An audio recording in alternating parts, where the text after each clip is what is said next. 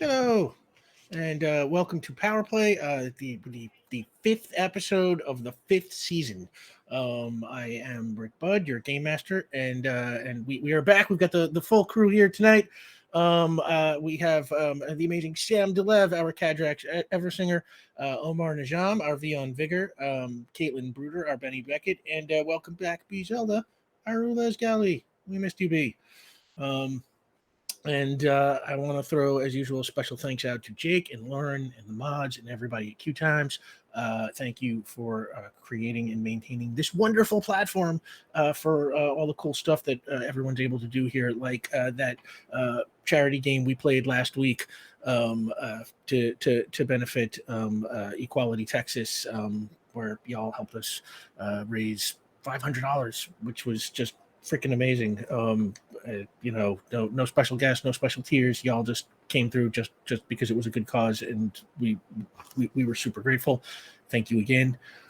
So this week we're just back to a regular old show. Your subs and your bits help support QueueTimes, and your donation to the tip jar below help support these people you see on the screen. That is our Feed the Cast fund. The cast is hungry. I've seen them eating see, you can see right there the cast eating right now as we speak. They are so hungry. And to that end, we've got some rewards. Here's how they work as usual. At $50, the team gets a point of community determination that anyone can use in the event of an emergency. Right now, there are 2 points of community determination in the pot, but there is not a lot amongst the individual players, so that is still kind of going at a premium. If we get to $150, the mysterious benefactor. Inside the game, our team has a mysterious benefactor who can get them useful items wherever they may happen to be in space or time, which is pretty impressive, actually.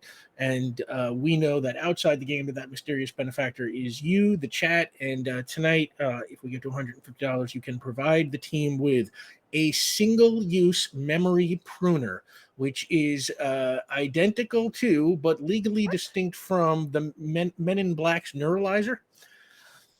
I'm sorry, you called it a memory pruner?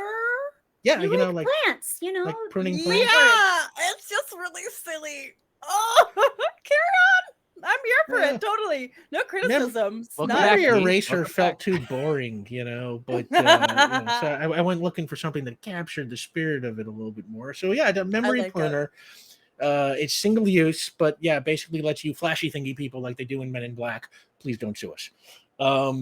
And if we get to $250, as usual, our after credits lore drop, a revealing glimpse of some important but previously unseen part of our story or universe. You can always see these tiers in chat with the command unlocks. And if you can't support us by donating, you can help us by liking and commenting on YouTube videos or sharing our tweets, helping promote the show. We appreciate all that too. You can get Power Play merchandise, which for now, unfortunately, still in the Teespring store. They're there, like that sticker that's got the logo from our friend Hector Lowe and the Caitlin's brilliant character art there. Character art comes in new and original. Any day now, that will be somewhere else. But for now, it is still in the Teespring store. We're working on that one. The game we play here, I know how to talk, is called Icons. It's published by Ad Infinitum Adventures. It was created by a cool dude named Steve Kenson. You can find him on Twitter at @skenson. The book edition that I have is published by Green Ronin. Don't know if they have them back in stock yet. They might not. But you can always get a PDF version, or sometimes no. Sam's saying no. Sometimes you can get a print to PDF version from Ad Infinitum directly.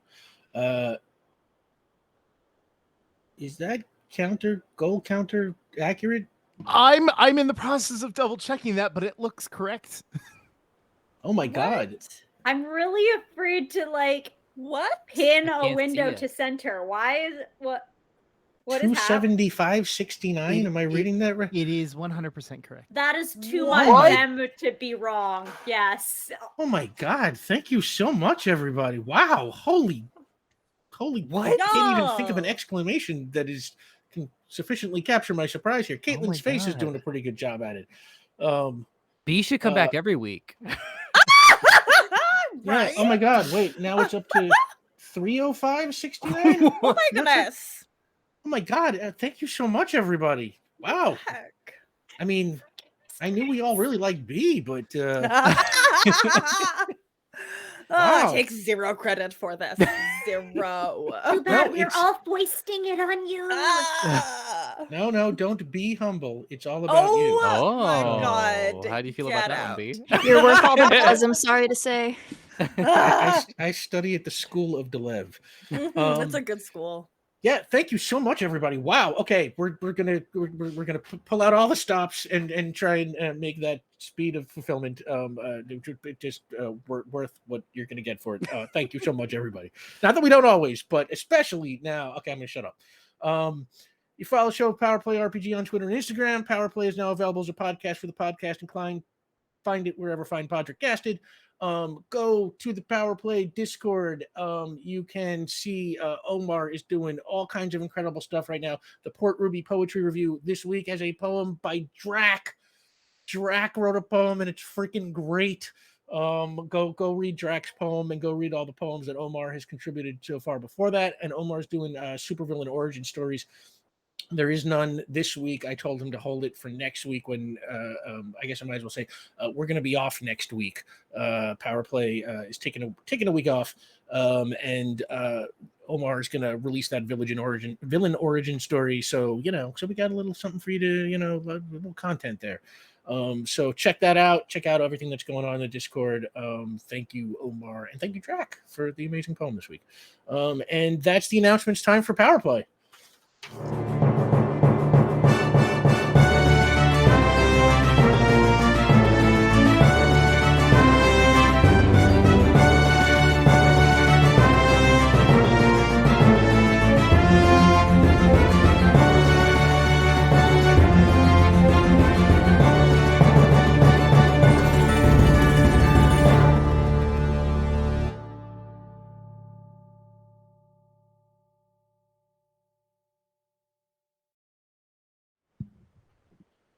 So yeah, we're back. And I want to send a special thanks to our good friend and mod Chandra for chipping in there in the goals. We love you and everything you do here at QueueTimes and everywhere. Thank you, Chandra. You are just the friggin' bestest. Chandra taught me how to use Discord. I just want to mention that. I didn't know how to. That's really nice. Thanks, B. Mm-hmm. So that's how it happened, huh? Okay. Anyway, yeah, thank you so much, everybody. And thank you, Chandra. So previously on Power Play, at the end of episode 42, the one we called Shocker, the second episode of this season, the necklace that Benny got from Althea the Enlightened sent Benny back in time to her family farm on November 15th, 2020. With help from Miranda Vorton, the team was able to follow her. Reunited in Bellwood, Michigan, the team found themselves defending the Beckett farm from the Crow Man, a bizarre creature of urban legend with a penchant for riddles who had apparently turned Benny's childhood friend Priya Singh into a crow. With help from Pete Alameda and Eileen Beckett, they were able to solve the riddle, saving Priya and many others who had been turned into crows along with her. In the end, Vion activated the time shifter crystal to bring the team back home, but instead they found themselves in the old western town of Grave Glen in the year 1871. On arrival, Oolas, who had experienced a strange glitch in their system when the team first traveled to Bellwood, completely froze up as their system went into some kind of weird standby mode. Meanwhile, Vion, Benny, and Cadrax met Sheriff Virgil Wheeler, the actual man whose appearance was once assumed by the entity who resurrected Vion. And they helped Sheriff Wheeler defend his town from an army of skeleton cowboys being magically commanded by a powerful rustler named Eli Moran. And in the end, Virgil sacrificed himself to kill Eli and help Vion save a group of kidnapped homesteaders, which included a man named Maynard Bendixson, an implied ancestor of Vion's good friend Destiny Bendixson. The team then time jumped once again, and this time found themselves in an unknown building in Washington, D.C., where they were quickly surrounded by agents with guns, one of whom seemed to suspect the team was a group of spies. And that is where we're going to pick up. It is let's say evening, actually. We say the sun was setting just as we came last time, so might as well go there. It is, yeah, just about evening. The sun just going down. The four of you are standing in that hallway that you appeared in. Your back is to a window that faces out over the U.S. Capitol dome. Ules is still frozen. The lead agent, played by Josh Holloway, says, well, looks like we got us a whole team of spies. And then from the other end of the hallway, someone shouts, "They're not spies!" And you turn and you see Molly Darnell, played by Natalie Emanuel from Game of Thrones. She rounds the corner in a white lab coat and says, "They're my friends and they're heroes." And the lead agent says, "So what are they doing here?" And Molly's like, "They're..."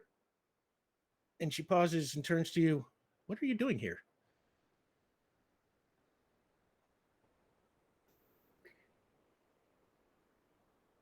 You know, I want to say like seconds pass. Like we just all look at each other. That's a great question, which the doc will go ahead and handle. Thank you, Vion. We are traveling through time by arcane means using a necklace that my colleague here got from a putative cult. Is that how you would characterize it? Probably, yeah. Yeah. Yes. Until this moment, we have traveled to locations that had specific significance to us. I know I do not personally have much attachment to this hallway, but perhaps one of my colleagues can speak up and do so. Ulas? Molly looks at Ules. Why aren't they moving or talking? Did we take the hologram down? It's one use, so it's as long as we want. Is Oola still a cactus? We have not specified that they are otherwise. Oh, then I guess okay. Oh no, sorry. I didn't mean to futz with that. I just for our sake. No, I just wanted to. It's a good call. In fact, I should ask: are you still in your cowboy clothes, or did you change back? I think we're probably still in our cowboy clothes. I did not. Why would we change? I don't know. Okay. Yeah. So Molly looks at you. Let me. Okay, rewind. Let me fix that. Sorry, I made some assumptions I should not have made. See, this is why you don't make assumptions, because you will look like an ass, and then the ump will shun you. Molly says, "Why are you dressed as cowboys? And why do you have a cactus?" Oh, that's Ules. Why is Ules a cactus? Because we were in the, what year was it? 18 something Wild West stuff. Yeah, 71. Yeah, I think we were trying to get home, right? That was the plan. And they seem to favor succulents. Yeah. Where or when is home? Yeah, what year is it, Molly? 2020. Monday, November 23rd, 2020. Still a little off then. Why is Ules a cactus?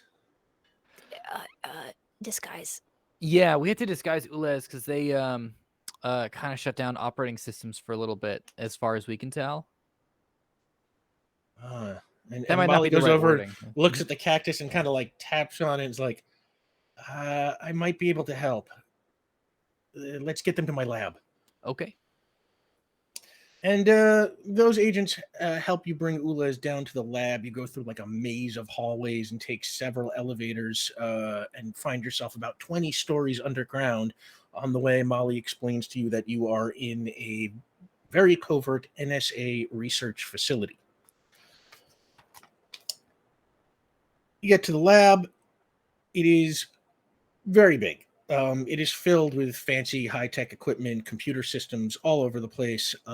Molly lays out Ules on a table and hooks some diagnostic equipment into the jacks at the back of their head.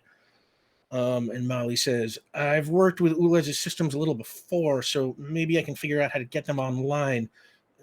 give me a little while to see if I can work this out. If you're hungry, there are some candy machines in the hallway, and there's a cafeteria up a level.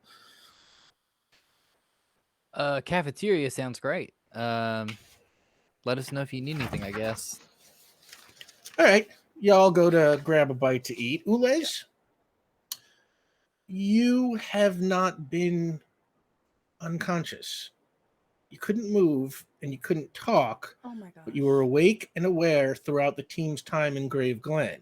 Okay. You remember Vion disguising you as a cactus. You remember standing through a dust storm. You remember Cadrax cleaning the sand from your joints. You remember watching as Benny and Cadrax held back an army of skeleton cowboys right at the edge of the town. And you were awake when you arrived here, so you can see that you are now in the care of Molly Darnell. And you feel it as Molly accesses your memory banks to try and figure out what happened and when. You can feel the diagnostics she runs through those ports in the back of your head. And you can see her face when she looks right into your eyes and says, "Here goes nothing."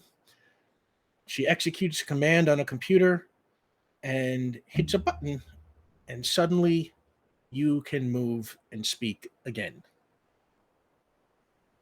Oh Liz? my. Oh, we are back. We never left, which was part of the problem. Oh my. Greetings, Molly. Your shop is looking filled with stuff as ever. How you feeling? Like I have been inactive when I should have been active. We had a lot of thoughts, but no actions, and it was a very strange process. Like when I travel in my spaceship and I'm unable to use my body, but we know that we are still active, just not moving. Does that make any sense? We have not been able to speak for some time, and we did not realize we were going to miss it so much. Yeah, I dug through your memory banks a little bit to figure out what happened, and I saw you getting caught up in a massive electrical discharge generated by some teenage girl just a few days ago. For you, Correct. well, that shock damaged your internal chronometer, and like not too badly. You would have been fine, but once you started time traveling, your system had trouble figuring out when it was, and eventually it just froze up. Oh. I've got it rigged now, so you should be able to walk and talk, but I can't swear you won't be subject to occasional glitches until you get back to your own time. B, I am assigning Ules a new characteristic. You have the temporary quality of occasional glitches. I love it. You Y2K'd. Yes. Ugh, occasional glitches. That's Ules's middle name now. Ules, occasional glitches, galley. Yes. Just rolls off the tongue. Mhm. The rest of you come back and find Ules awake. Sitting on like the if there was like an operation table, but you know it's really just like a mechanics table, and their little legs are kicking over the edge. Hey, welcome back, Ules. Oh, we greet you.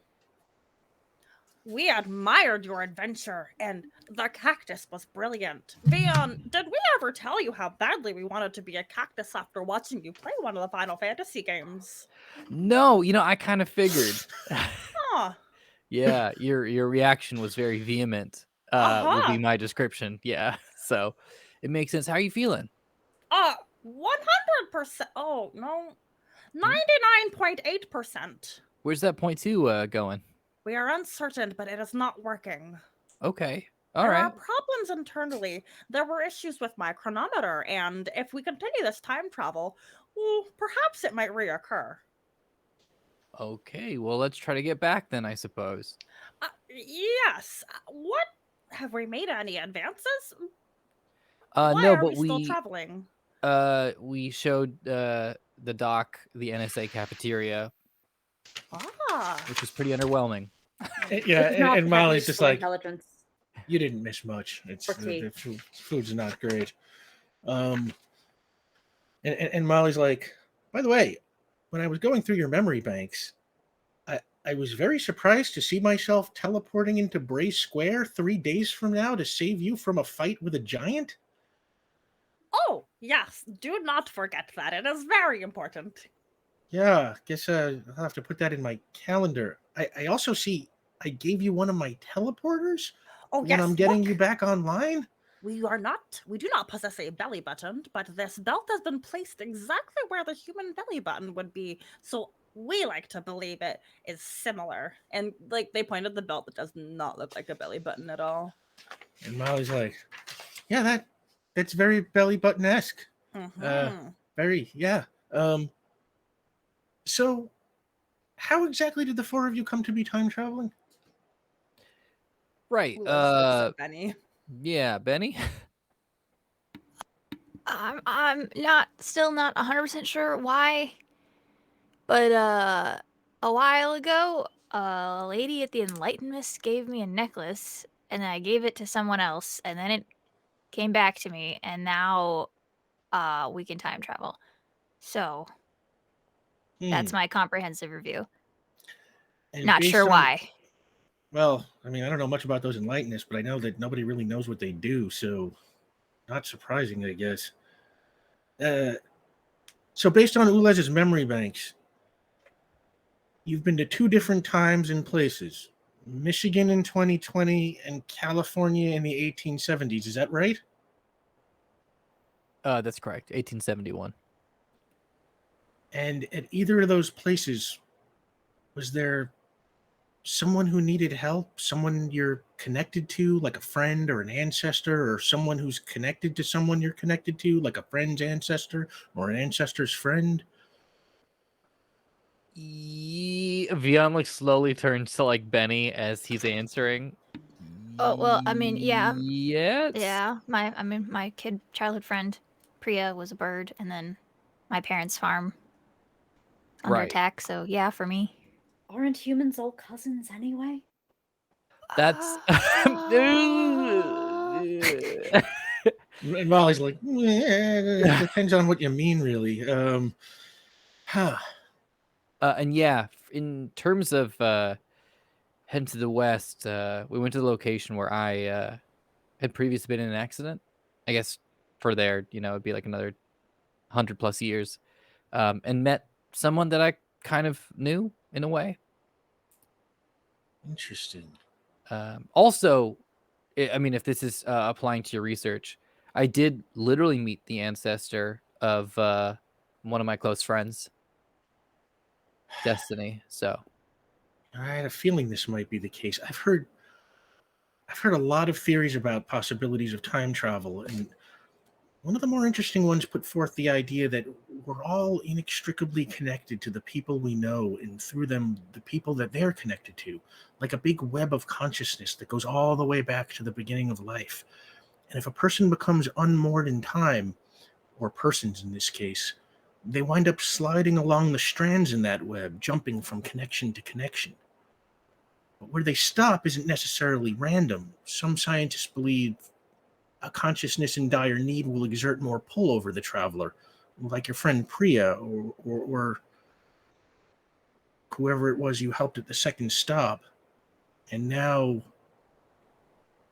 maybe me. I'm sorry. It sounded a little bit like you need some help.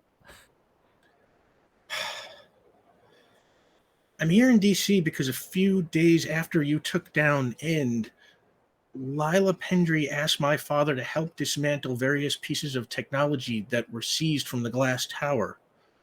Dad wasn't feeling up to it yet, so he sent me.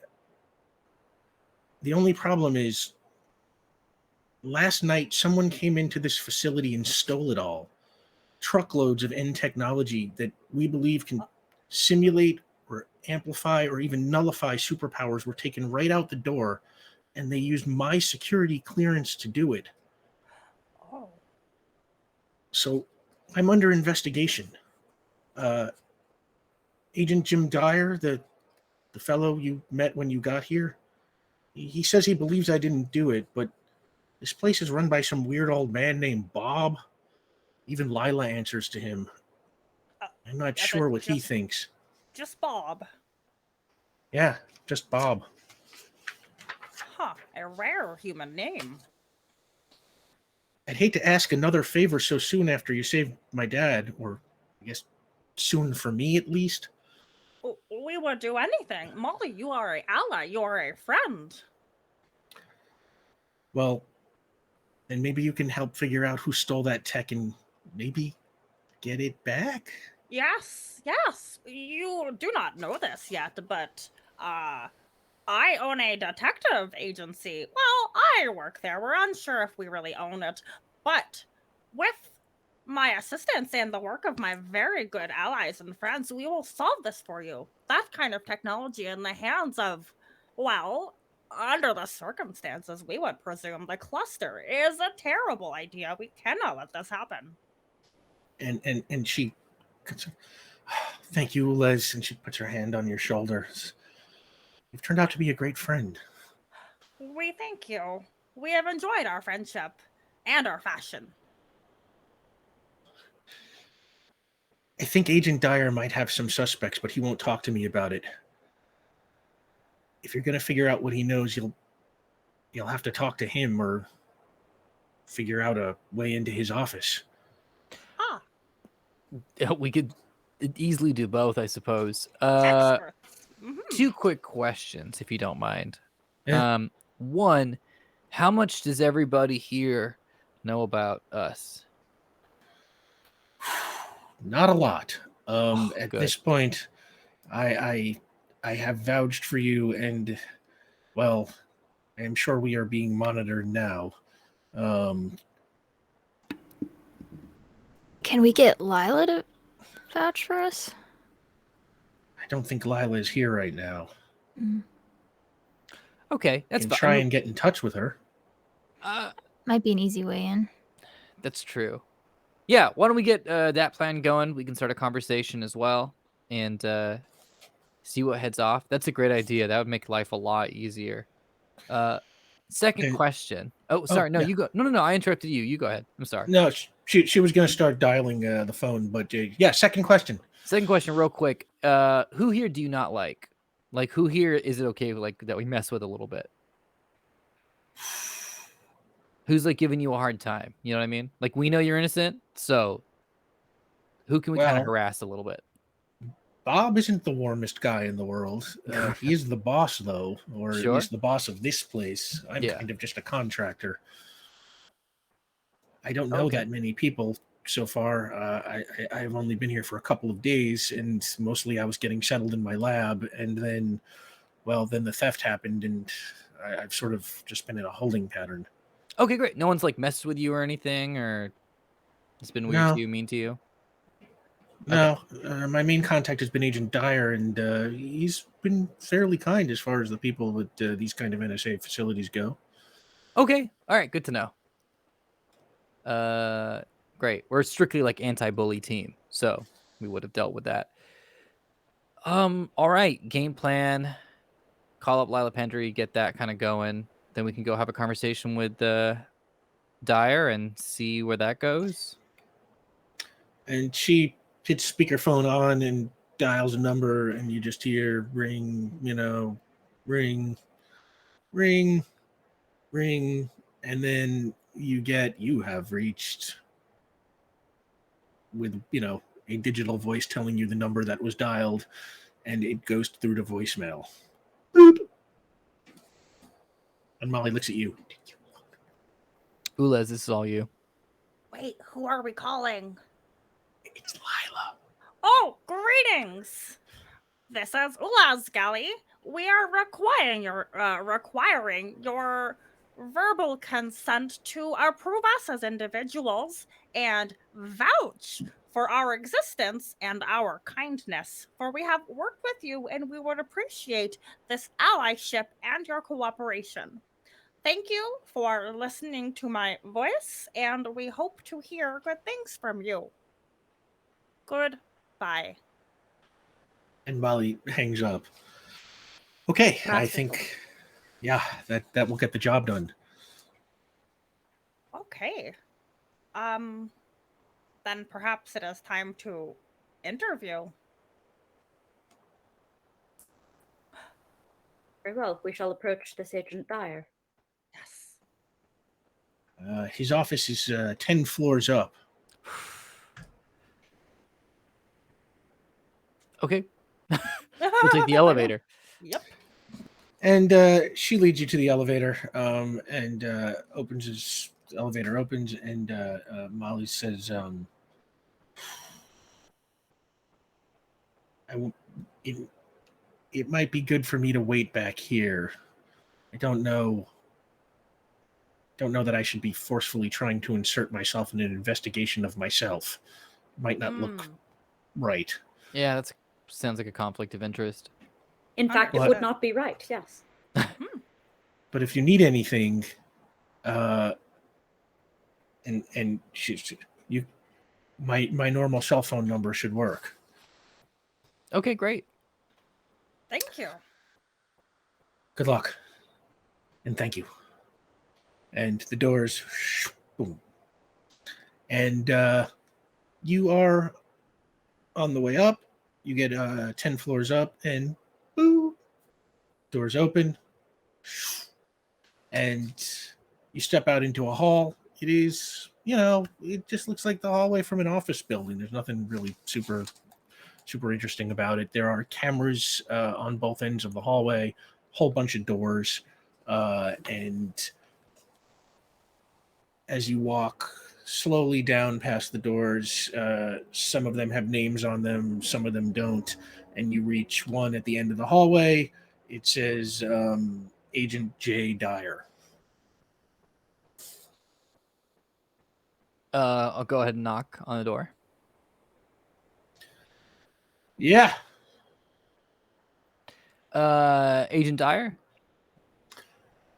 Yeah, oh, it's you. What did I do?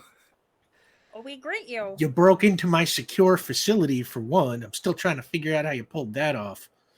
Yeah, it sounds like we're not the only ones that have. Am I correct in saying that? Give me a willpower roll, Via. Oh no, I've already got myself in trouble. Find Jim Dyer's character sheet. Yes, Okay. that was not diplomatic. All right, 9. Ooh, okay, that is a moderate success. That's my middle name. Okay, great. You've been talking to Molly. Yeah, and we'd like to make it up to you for scaring you and your guys. We want to help find your stuff that's missing. Come on in. Oh, yes. He invites you into the office, and he goes and sits down behind his desk. There are 2 chairs. Anybody want to sit down? I'm good. That's it. I'll sit, I guess, if that's if he gestures to the chairs, I'll sit down. He's pretty proud of these chairs. Never said you could lie down. And he looks at you, and he picks. He's got like a little rubber ball on the table, and he picks it up and starts like throwing it back and forth between his hands as he's talking. Yeah, we had something of a disturbance in here. He checks his notes, as I am doing right now, and he says. Molly Donnell got here on Thursday, November 19th. The theft happened on Sunday, the 22nd. Last night at 11 p.m. Using Molly's ID.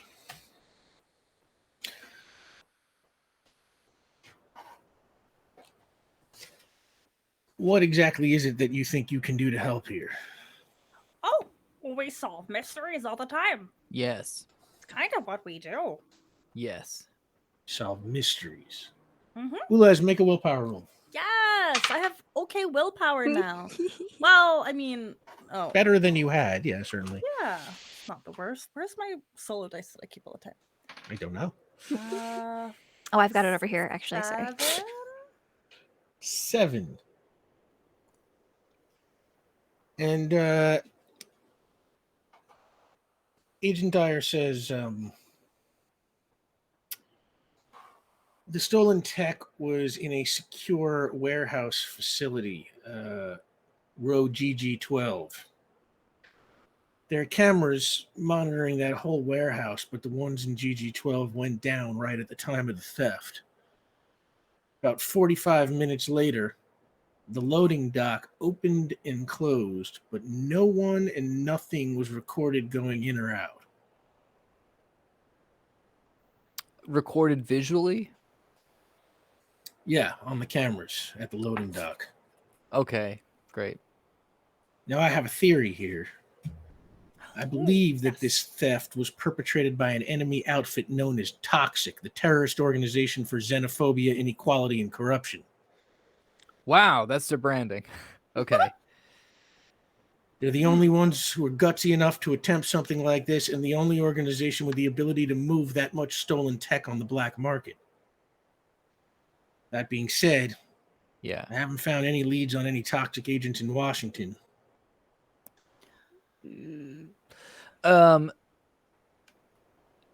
Has there been any evidence whatsoever of toxic folks having powers, abilities, any record of that?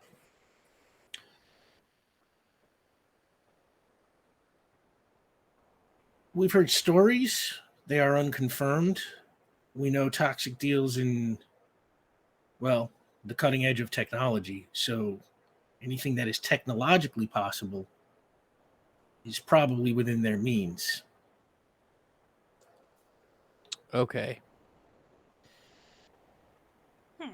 That's terrifying. All right. May I ask, what has been the difficulty in establishing Molly Darnell's alibi? My briefings of your planet nation were that you are the digital security organization with wildly intrusive access to your citizens' telephone devices and so on. Did you establish her phone's position at the warehouse or otherwise? Were there any Shadrax, receipts of financial interactions? Give me a willpower roll.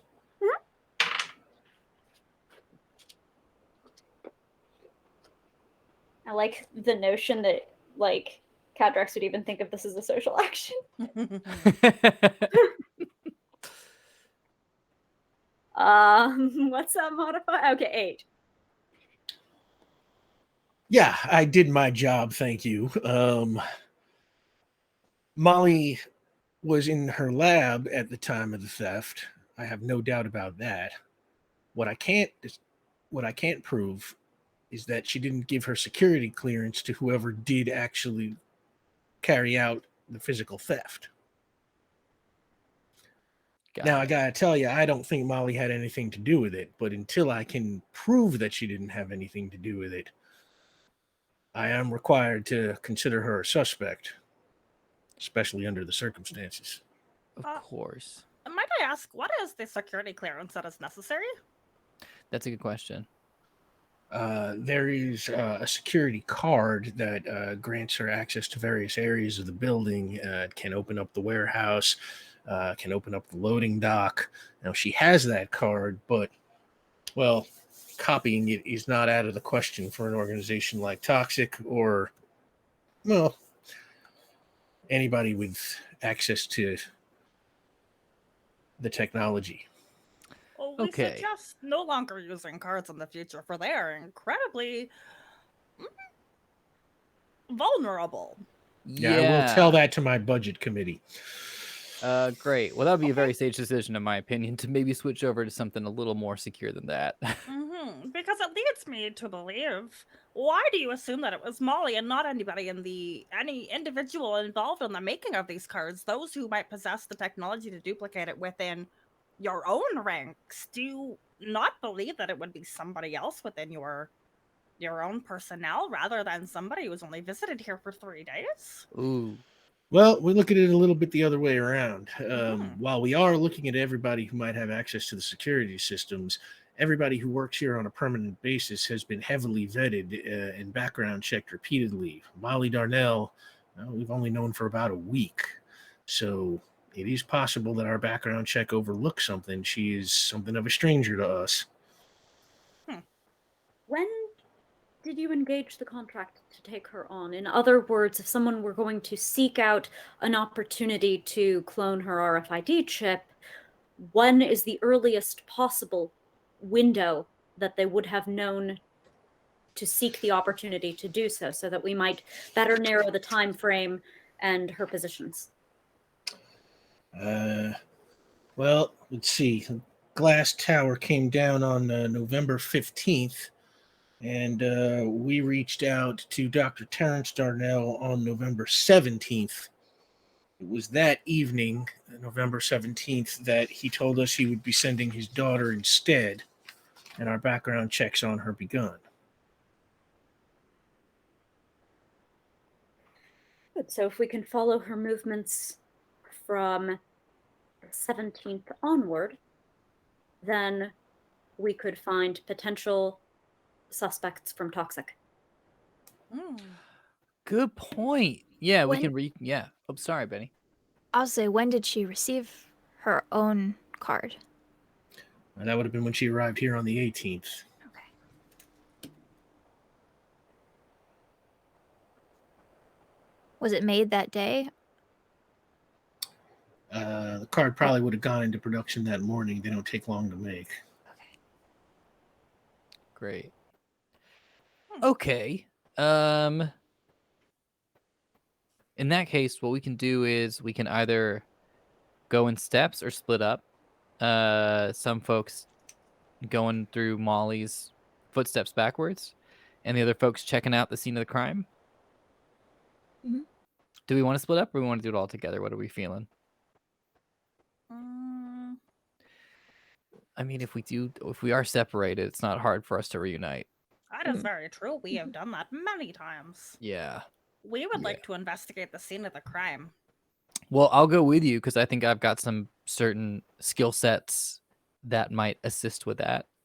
It's a very particular set of skills. Before we depart, may we exchange words with Cadrax privately? Yeah, that sounds good. Do you want to, Agent? Do you want to step out with us to the cafeteria? We're in his office. This is my office. Might we use it momentarily? No. Oh. Well, me and Vian can just go down the hallway. You guys can hang Ules, out. do you want to try and talk him into this with a willpower roll or something? Yeah, I would Why like not? to charm the pants off this individual. Please Oh, keep that's his a pants 6. on. It is unprofessional to do. That's a 10. That is a max fair point, giving Sam. you.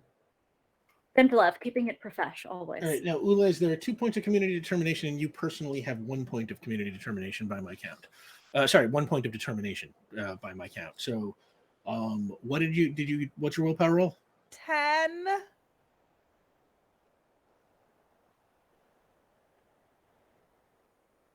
Is it enough?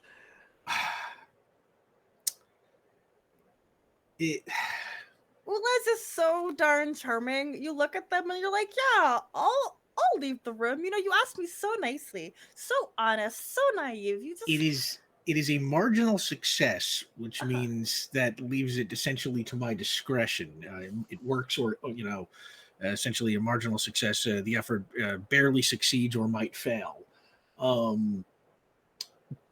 I'll give it you 100% if you want to try and throw some determination down on it. Yes.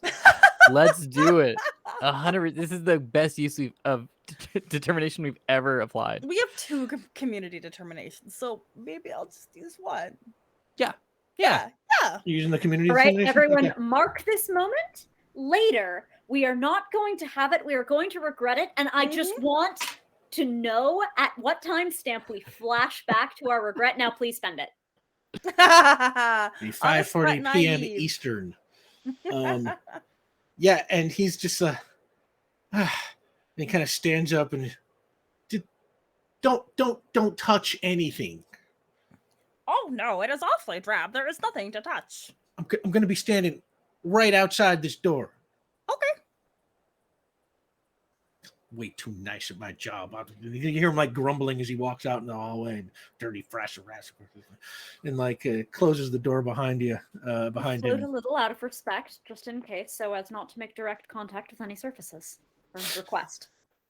Oh, that is And very Benny and kind. Vion then I guess step out too. We were also asked to leave. Cadrax, we thank you for making time. Do you still possess the object that we were going to gift Benny?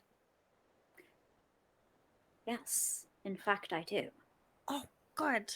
We know that we wanted to record through the means that you are comfortable with some music, but we do not know how. I think we should recruit more culturally competent people toward this end. Do you still have access to her family's telephone information? Oh, yes, we do. Right in here. Well, more like in here, but... Can we use their phones without touching them?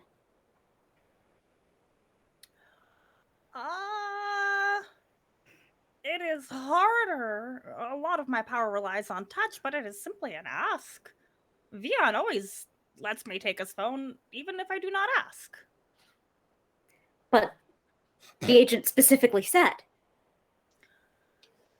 This is an agent who takes information that does not belong to him. He is not somebody that I wish to obey.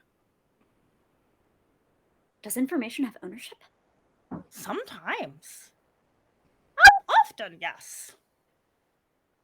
This is a subject for future conversation. May I make a complex task roll for acoustic levitation on the phone? Yeah. Give me a complex test. You're just trying to like levitate it so that you can use the phone without physically touching it? I'm not touching you. I'm not touching you. I'm not touching you. Superpowers edition. And neither of the non-literalists are going to get involved here. Okay. Yeah. They're not. Cadrax, give me a complex task roll. Oh, well, you're going to get this. Okay, cool. 16. 16? Yeah. Yeah. The rest of you watch as Cadrax levitates the phone up into the air. Okay. Now what? We don't know about outbound. We think let us, and I'm gonna go ahead and touch it, because I'm gonna. Can I roll interface because I have to bypass this? Yeah, give me an interface roll. Your interface is a 2, so. But I'm adding my intellect, so that becomes not the best. That's a 9. You're able to make the phone work. You Okay, can't make some quite outbound tell. calls. Yeah, if the line is being monitored or if there's security, but Oh, it most definitely is. I would love, please, absolutely, have the NSA monitor us calling Benny's pair. Yes. and you call Lola and Eileen Beckett in Bellwood. Mm-hmm. Do we need to do the call or do we want to cut away here, B? I think probably cut away here. I think that's actually all we need. Yep. Right now. Okay, intriguing. And then you finish up and leave the office? Yeah, try to put everything back. Yeah. And you see Agent Dyer looking into the office, and he's just like, grumble, grumble, grumble, and it just didn't happen. He's like, all right, if you find anything, I want to be the first to know. And he gives you a card with his number on it. Oh, we thank you. You might be the second. Molly will probably be the first, but we will inform you. Now, you should probably inform me first, but... Okay. We will probably do so. Most likely. And he shakes his head. Good You luck. did not touch your phone. So where are you headed to now, team? What I think really we quick? are- Can I yeah. ask what Benny and I don't want to establish like a Oh, scene. I yes. just want to Okay, know. is there like a vending machine in this hallway? Sure. I think they spent like a solid like minute or two like very over like too detailed discussing all the options of like every single thing in there, like while we were just like to pass time, like the merits of Oreos versus like Chex Mix, like that kind of thing. Like just Can it like be something? I love that. Can it be like we spent all that time talking about the snacks and yeah. not anything like that two friends would discuss? Oh yeah. And then like Yeah, no, of after a course. bit, like it gets quiet and we like just decide like, oh yeah, trail mix. And then just like after a little bit, Vion goes, so like, are you seeing anybody? Right when they walk out, so the conversation cannot continue. Yeah, that's exactly what happened. You're left Perfect. off. Vion just asked you if you're seeing anybody, and suddenly, boom, Ules and Cadrex came out of the room. Agent we Dyer hear- went in, told you he wanted to be notified first, and that is just left hanging out there. All right, well, we'll talk about that later. Don't worry about that. Cool, sounds good. So, where do you want to go now, team? So we split up. Yeah, so we've got team warehouse record room. Mm-hmm. Warehouse. Team GG. What was the aisle number again? GG12. GG12. Okay, so Team GG and Team Re. Is that all right with everybody? Team Re? Yes. Like GG no Re, but you will be reading because you're gonna retrace the steps. I'm not Sam, so you all just have to go with the ones that I my throw out there and God. treat me nicely. Beautiful polished. gamer talk. Thank you. My heart soars. Okay, who's on Team GG? We GG. Yeah, we GG. Apparently, we are smooshing both of the investigators to one team, Yep. Right? and then the other God. team also exists. We're gonna go talk to Molly. It's great. It's fine. Okay, so let's go. We'll follow Team GG. You make your way to the secure warehouse, which is on the ground floor of the building that you are in. You were Great. Remember, you started off 20 stories underground. You went 10 stories up to go to Agent Dyer's office, and now you went another 10 stories up to the warehouse on the surface. Oh boy. It is huge. It is hard to say how big, but it could be like a square quarter mile. I mean, it is big. Heavy fluorescent lights hang from overhead. There are rotating cameras mounted on the walls every 50 feet or so. Locked cubbies and drawers line the walls. The rest is just rows and rows of sealed crates. It looks like a high-tech version of the warehouse from the end of Raiders.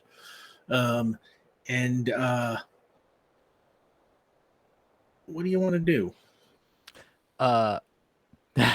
This is a terrible idea, but I just Oh. really quick, glancing around, looking at all the cameras.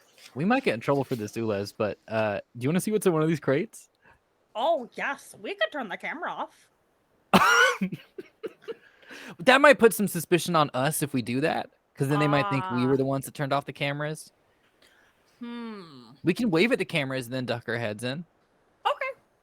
because we know we don't get in trouble, right? I don't know, actually. We don't have- many yeah. consequences for my actions. Oh no, sorry. I meant like just in this particular time, like we don't like find out later. Molly's like, by the way, remember when you got arrested a little while ago because you no. poked your head in boxes? Nothing at all. No Okay, great. consequences. So probably okay. All right, I hold up my hand. Phase. We phase. We just want to poke our heads in one of the boxes. Okay. What kind of stuff they got in here? You poke your head inside one of the boxes, and you see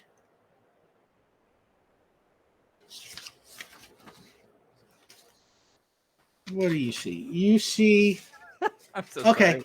You see a bunch of these kind of little metal cylinders, and one of them they're all kind of in these like plastic holders, and on the side of the plastic holder it says memory pruner.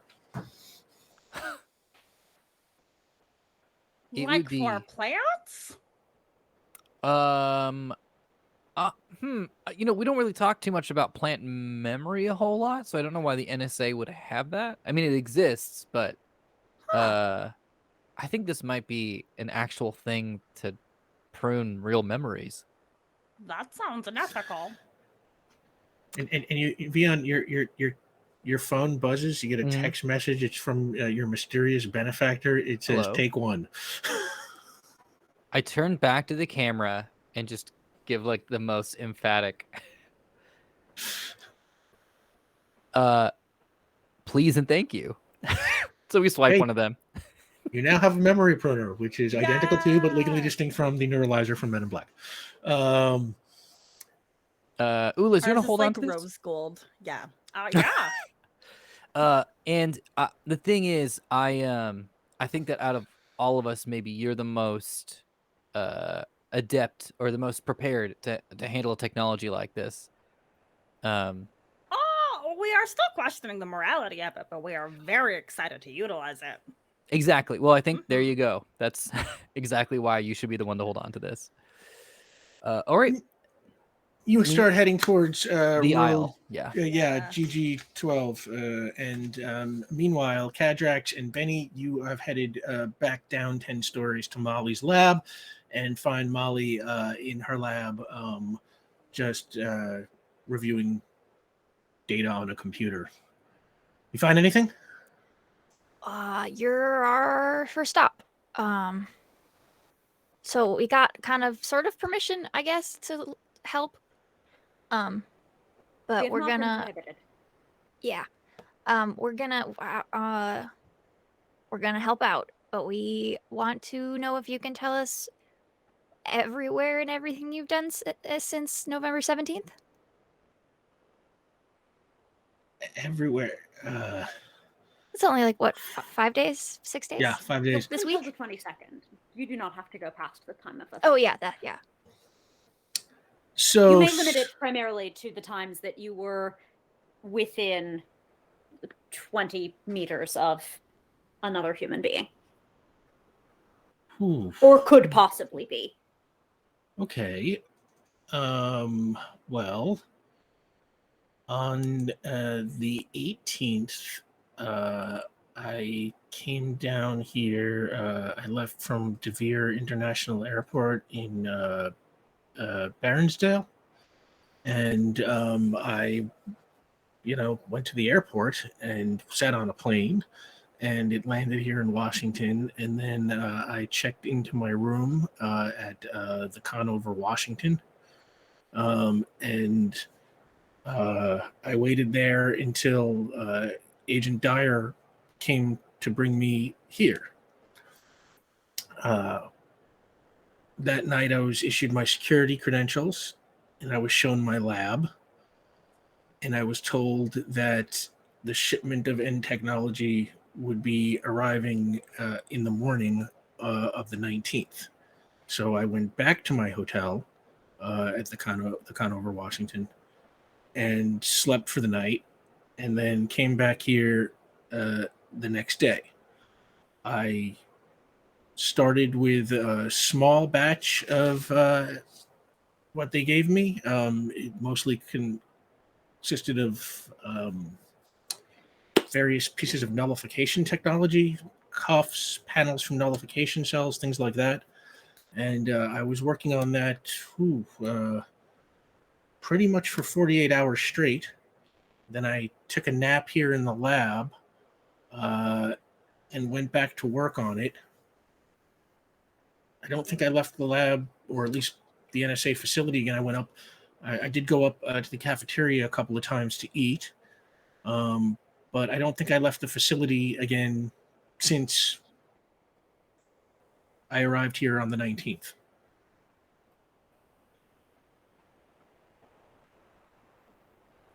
Excellent. That is a useful start. Who issued you those security credentials? Well, Agent Dyer just brought them to me. He said he had signed them out from, I guess, whoever gives out those things around here. I don't really know this place so well. My Humanoid thing is relations, science. I imagine. Humanoid relations. That is possible. He also showed you to the lab? Yes. Did you have contact with anyone else in the NSA facility at any time? Well, Apart there from when you were- were in the cafeteria? apart from the cafeteria, there were the delivery people who brought the crates up from the warehouse or crates down from the warehouse for me to examine. And we had a couple of I had a couple of assistants provided to me who work at this lab full time, who basically just helped me disassemble some of the technology. Were they ever in the lab or have access to the lab during those naps? As far as I know, they have, they're fully credentialed. They work here, so they can go in or out any of the scientific research and development areas. I think anytime they want. Excellent. Very good. And going to and from the hotel room, how did you get there? Did you take a bus? Did you walk? Did you use the light rail system? My employers provided a car service. Did you know? Is it like the person who drove you someone who like still works here? Or is it someone you never saw again? I couldn't say. I was so tired when I went back the first night. I barely even noticed who was driving. And you've been back and forth how many times? What From did I say? I said she got here on the airplane? 18th, went to a hotel, came here, then went Only back went to the back hotel to the hotel once. once. So that was the night of the 19th. She went back to the hotel Yeah, and she slept. got there, went to hotel, came to NSA, went back to hotel, then did her long binge and hasn't left. Yeah. Yeah, so just once. Okay.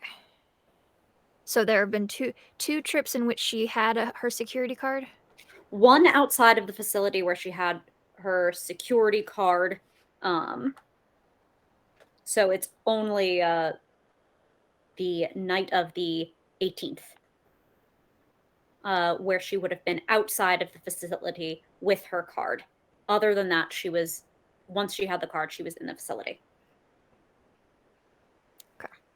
She took 2 naps while she was in there, which represent opportunity. She went to the cafeteria a couple of times, which also represent proximity, which is what is necessary for cloning an RFID chip, assuming it is an RFID technology. And Molly, have they looked through I mean, we already know security footage there was nothing in the warehouse, but have they, I don't know, looked around while you've been here on other tapes?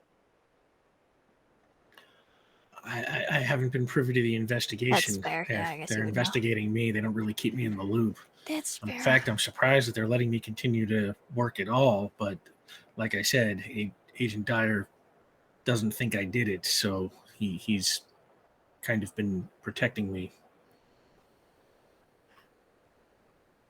So we think maybe the lunch room, potentially during a drive. Those Can't all rule it represent out. opportunities. The hotel also does. The hotel, yeah. Do you have any diagrams or other engineering information about the devices that were stolen? Well, the stolen technology is the technology that I haven't been able to review yet. So I only know the little bit they told me about it before they packed it up, which they said they believed that it was technology that could variously simulate or nullify or amplify superpowers, since that was N's primary area of research. So you could extrapolate perhaps from the nullification technology that you did have records of. I am looking for any signature frequencies that we could use to attempt to track the technology itself.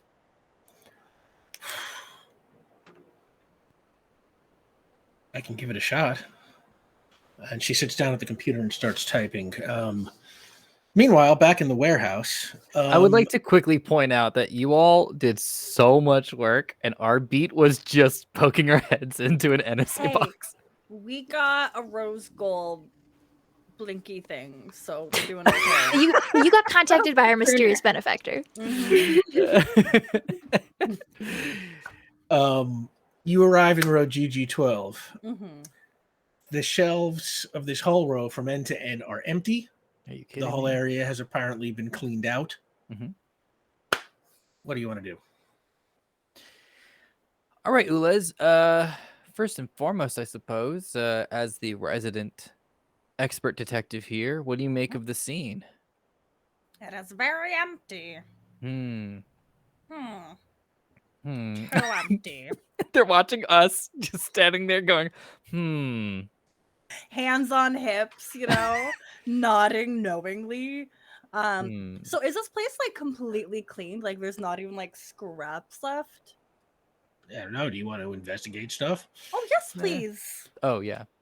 Yeah, why don't y'all make some investigation rolls? Great. Right. How's Actually, oh, Go sorry. ahead. I've been nothing but like an interrupting boy tonight. I'm so sorry. 14. 14. Theon, are you also investigating? No, I'm gonna post-cog. Yes. What are you post-cogging? Oh, what a question. Let me investigate first, and then we'll maybe this find. minute. Yeah. Okay, you got a 14. Yes. Max days. Can it be I go to post-cog and then you stop me? Put a hand over your head. No. No. Not yet. The place is pretty clean. Ulez, you look around very carefully, and you find kind of some strange marks on the floor. They might possibly be tire tracks of some kind. Okay. All right. That's about it.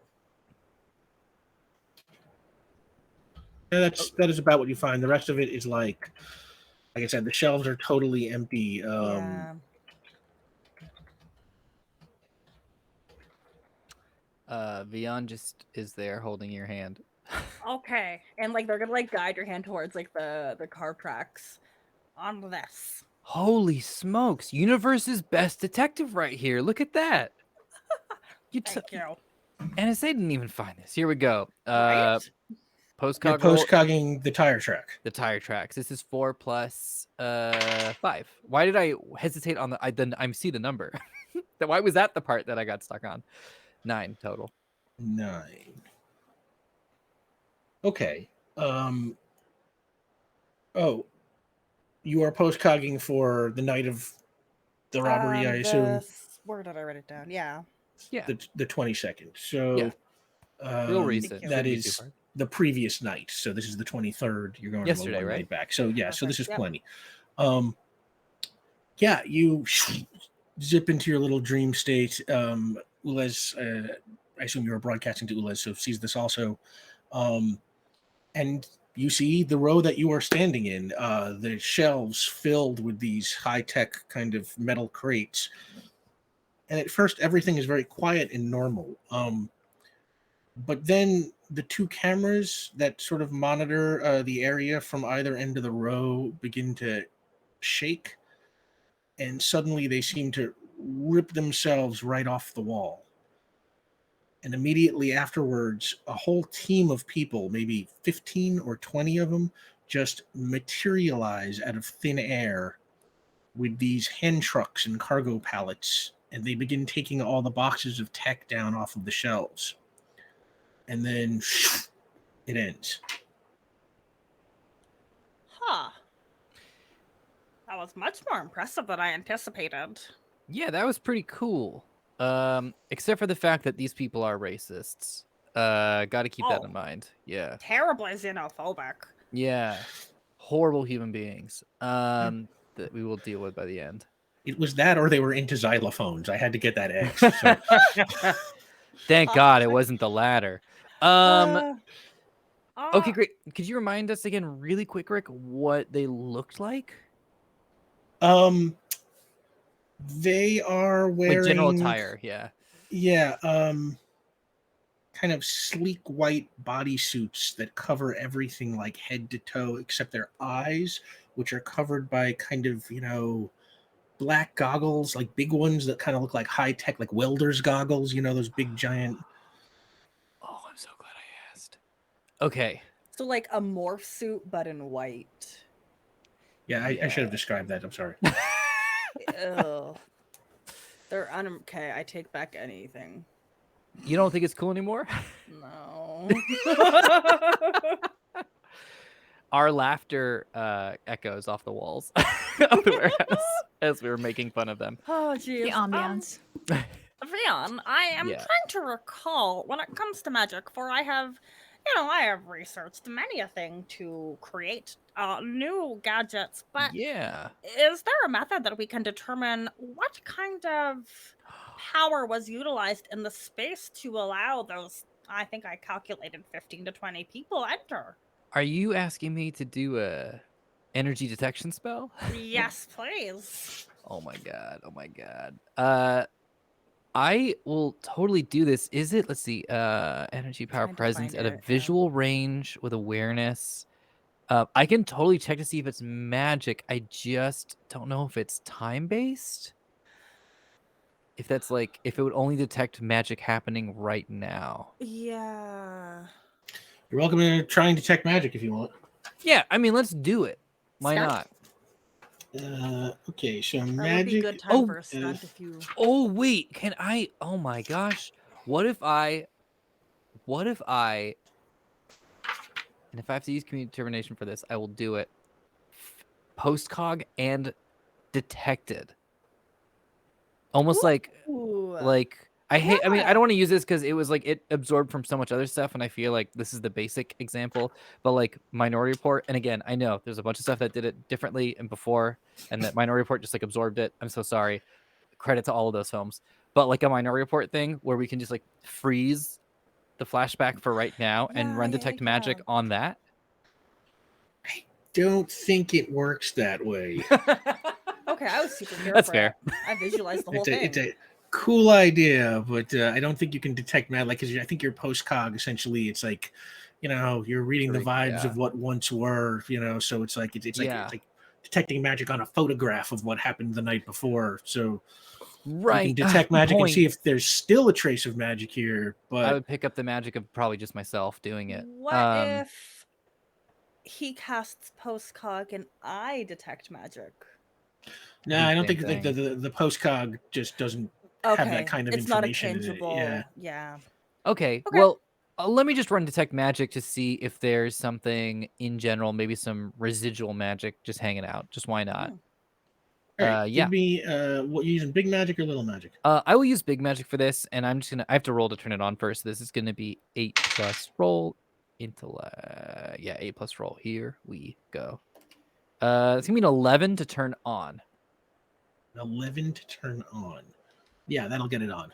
Okay, great. And then I'm gonna use big magic to make it a little bit easier on myself. I'll do it at level 5 because my big magic's at level 7. So it's gonna be 7 plus roll. Come on, big money. 10. You do not detect any magic. That's all right. Good to know. Okay. This might be more tech-based, which is great because that puts it in your wheelhouse, the greatest detective in the universe. Well, then I believe it is time for me to touch those cameras and see if there is any information. Well, see, we have acquired all of the visual information, and now I am trying to determine. Yeah, what's up, And Les? while you're trying to complete your thought, there is just out of nowhere a just energy discharge that just seems to come from the middle of the air, and it hits Vion. Yeah, that's fair. I should have phased. Yeah, well, you couldn't be phased because you had to touch the ground to post-cog it. So good point. So Vion, Can't ghost cog. you take 5 damage. Oh my gosh! You are shot from this thing, that just sort of it's like an energy blast, just comes from the middle of the air, and Vion is hit, and you go down to the ground and kind of roll as you feel like the shot go right through your shoulder. Oh! And while you are standing there, Oola is right around you. two figures just blink into existence right around you. They are wearing those sleek silver bodysuits and those big black goggles, and they are carrying these rifles. One of them has it pointed at Vion, who's on the ground. The other one kind of wheels on you, and you hear someone, "Don't move! Don't move!"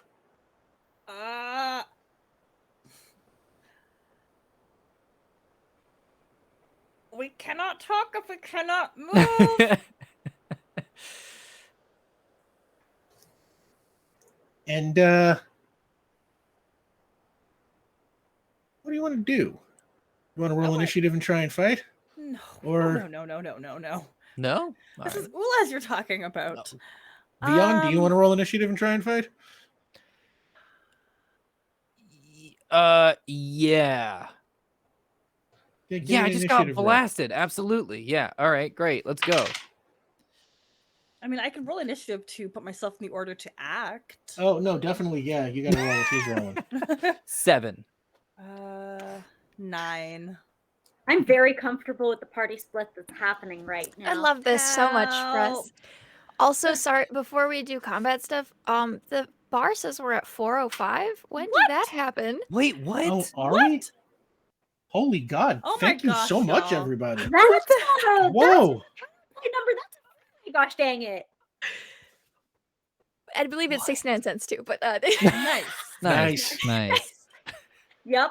That's it. Nope, now I believe it. That's our kiddos. There it is. Thank y'all. Oh my gosh. I just saw that I had to pull up on a different screen so I could actually see the number and make sure I was reading it right. Oh my god. Oh my God. Yeah, it's like the bar is like this big on the teeny tiny second screen that I have. So it's like once it all went red, it's like I haven't seen that. Thank you What is so much, happening? everybody. Thanks, We y'all. are so grateful for your incredible generosity every week. Really, just I cannot say it enough. Okay. Okay. We're gonna get fed. I'm so excited. I'm gonna have pizza. Ulez, you go first. All right, I'm going to throw my little body at the first one of these individuals and teleport them to that guy's office we were just in. Oh. Holy God. Okay, Ulez. Okay, to do that, you have to grab the guy. Okay, yeah, I've which never grappled a is- day in my life. Let me look at Yeah, those rules as I well. want to This- say I made a prowess on it last time, but I think it's like prowess or strength. Yeah, I think we said it was wrestling when you want to grab or Can we do restrain an opponent. prowess? Roll a test of prowess against the difficulty of the target's of the greater of the target's prowess of coordination. So for you, it's prowess. Damn it.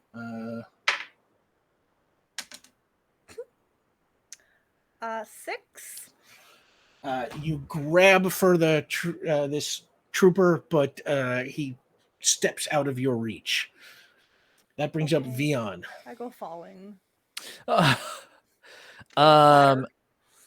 I need to add more extras to Big Magic. Oh, I did. Great. I'm so glad. Hey, pass me. Thanks, bud. Okay, great. I want to cast with Big Magic Binding. Ooh, big magic binding. All right, give me a magic Oh, roll. wait, what am I talking about? Never mind. No, hey, pass me. You goof. Put burst on Big Magic next time. Thank you very much. No, it's going to be Little Magic, unfortunately. So let me cast this to turn on. You don't have burst on big magic, huh? I should. And by that, I don't mean it. The sheet should. I mean, I should have. Oh, you should have. Okay, gotcha. You can for soon though. I can't. Yes, I will. For remember soon.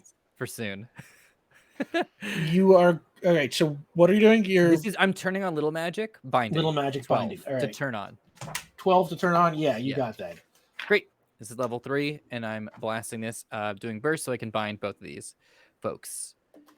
All right, that's gonna be 5. Let's see. Binding is rolled against target's coordination. So you got what? What did you get? Total 5? Yeah. We're That's not not having gonna a do good anything. time. And they go Uh, next. The whatever binding material it was you chose, just kind of bursts in the air and hits the empty walls as you completely miss these Oh two. wait, coordination. I got 5. Community point of determination wouldn't do anything. No. They wouldn't Not push unless it. you want to re-roll it. Yeah. Let's I mean, reroll. here's the thing: a reroll. It's hard to do worse. You rolled what on the die? 2. 2 is a number where it is mathematically worth it if you want to spend determination. I mean, we got him right here. What do you think? Mhm. It's your call, B. I think this is worth it. We Great. need to question them, and binding is the best way. Great. Okay, I'm re-rolling. All right. So you're using the point of community determination. What Please. quality are you using? I am using. Can I use my new one? Crisis of conscience. Yeah. Does that feel? Yeah, I mean, I'm- yeah, you I could s- apply that. I still don't know what their deal is. Like, I know that we've been told. The thing is, I'm not blasting them. I'm not hurting them. I'm not trying to like destroy them. I'm not angry. Okay, I buy that. I guess They just came. They shot me, Rick. They blasted, I think, a hole in my shoulder. And instead of reacting and doing the same back to them, I would like to just find out what their deal is. Okay. Yeah. Okay. That spends a point of community determination, bringing you all down to 1 point of community determination, the one that was unlocked tonight. Be good. Nice. Come on, dice. Come on, pumpkins. Is it a 2 again? Pumpkins. It's not a 2 again. Would Is it a a 1? pumpkin do it? Oh, That's the best I can so do. what does that do for you? I felt it too. That's a 9 total. That's a 9 total. It's the best I can do. So if they get out of that, we tried our best, gang. Mm-hmm. You did. Beep beep beep. Math and die got your back. You squash your opponents. Mm-hmm. Okay. Also, if they get out of this, we know that they are stacked. Yeah. Not the Moderate success achieves a partial hold. The target can perform actions, but at a -2 penalty and can't move from the spot. A moderate success can also upgrade an existing partial hold to a complete hold, but that doesn't matter. So you've got a partial hold on them. They can still act, but they can only act at a -2 penalty, and they can't move from the spot they're standing in. So both of them are partially held, which brings up them. The first one targets Oolas. Just to be clear, the bind, because we always get creative with this, is like you were saying this is similar to Indiana Jones. I imagine that film exists in our universe, and since we watch a lot of movies, I want to say that these are like 2 Indiana Jones whips, like are holding them in place. Yeah. These strange bullwhips just kind of flew through the air and just like wrapped themselves, tying them to like the shelves on the sides of the hallway. So that brings up the first trooper. The first trooper. Okay, let's see. Yeah, he targets Ules with his sidearm, pulls the sidearm, and Ules, give me a coordination roll. Okie dokie. Don't forget your -2. How's a 9 for you? Oh wow, he just misses. It's like you feel it graze sort of over your just like right over saying maybe even like just like kind of dings off like a little bit, but you are not damaged. The second one targets. Oh, sorry, Ulas. No, actually, you know what?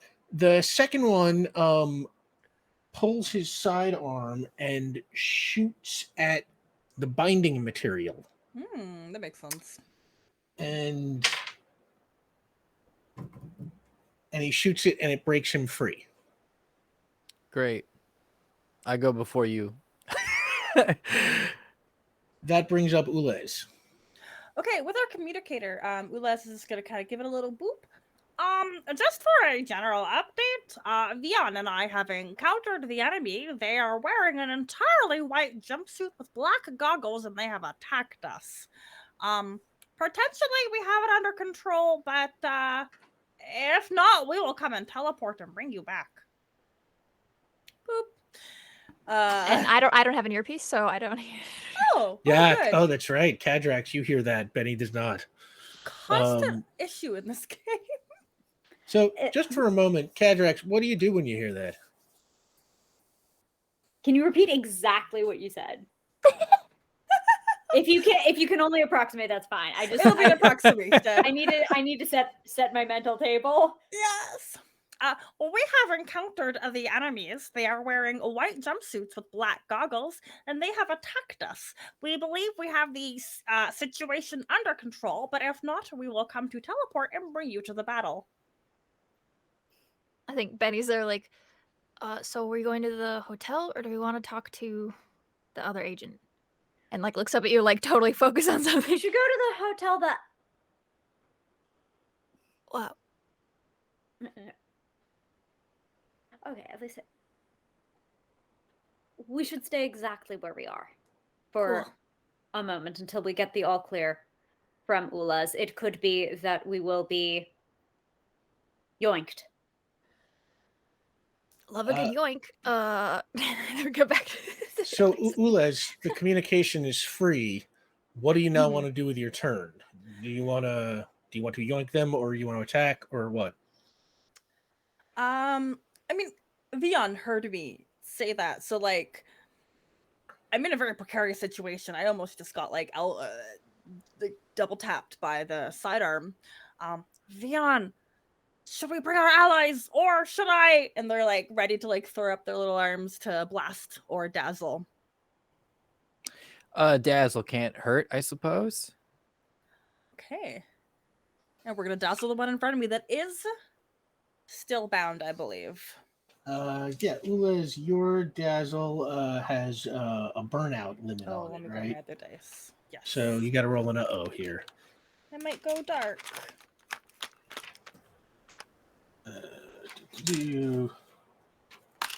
Nope, that's okay. And on the roll is a 7. One day I'll put more points into that. Coordination test against coordination of a target within extended range. So roll. You rolling on your coordination? Wait, I did not do that. Yeah. Thank you. Oh well, 10. 10. Well, he's got a -2 since you're attacking the one who's bound.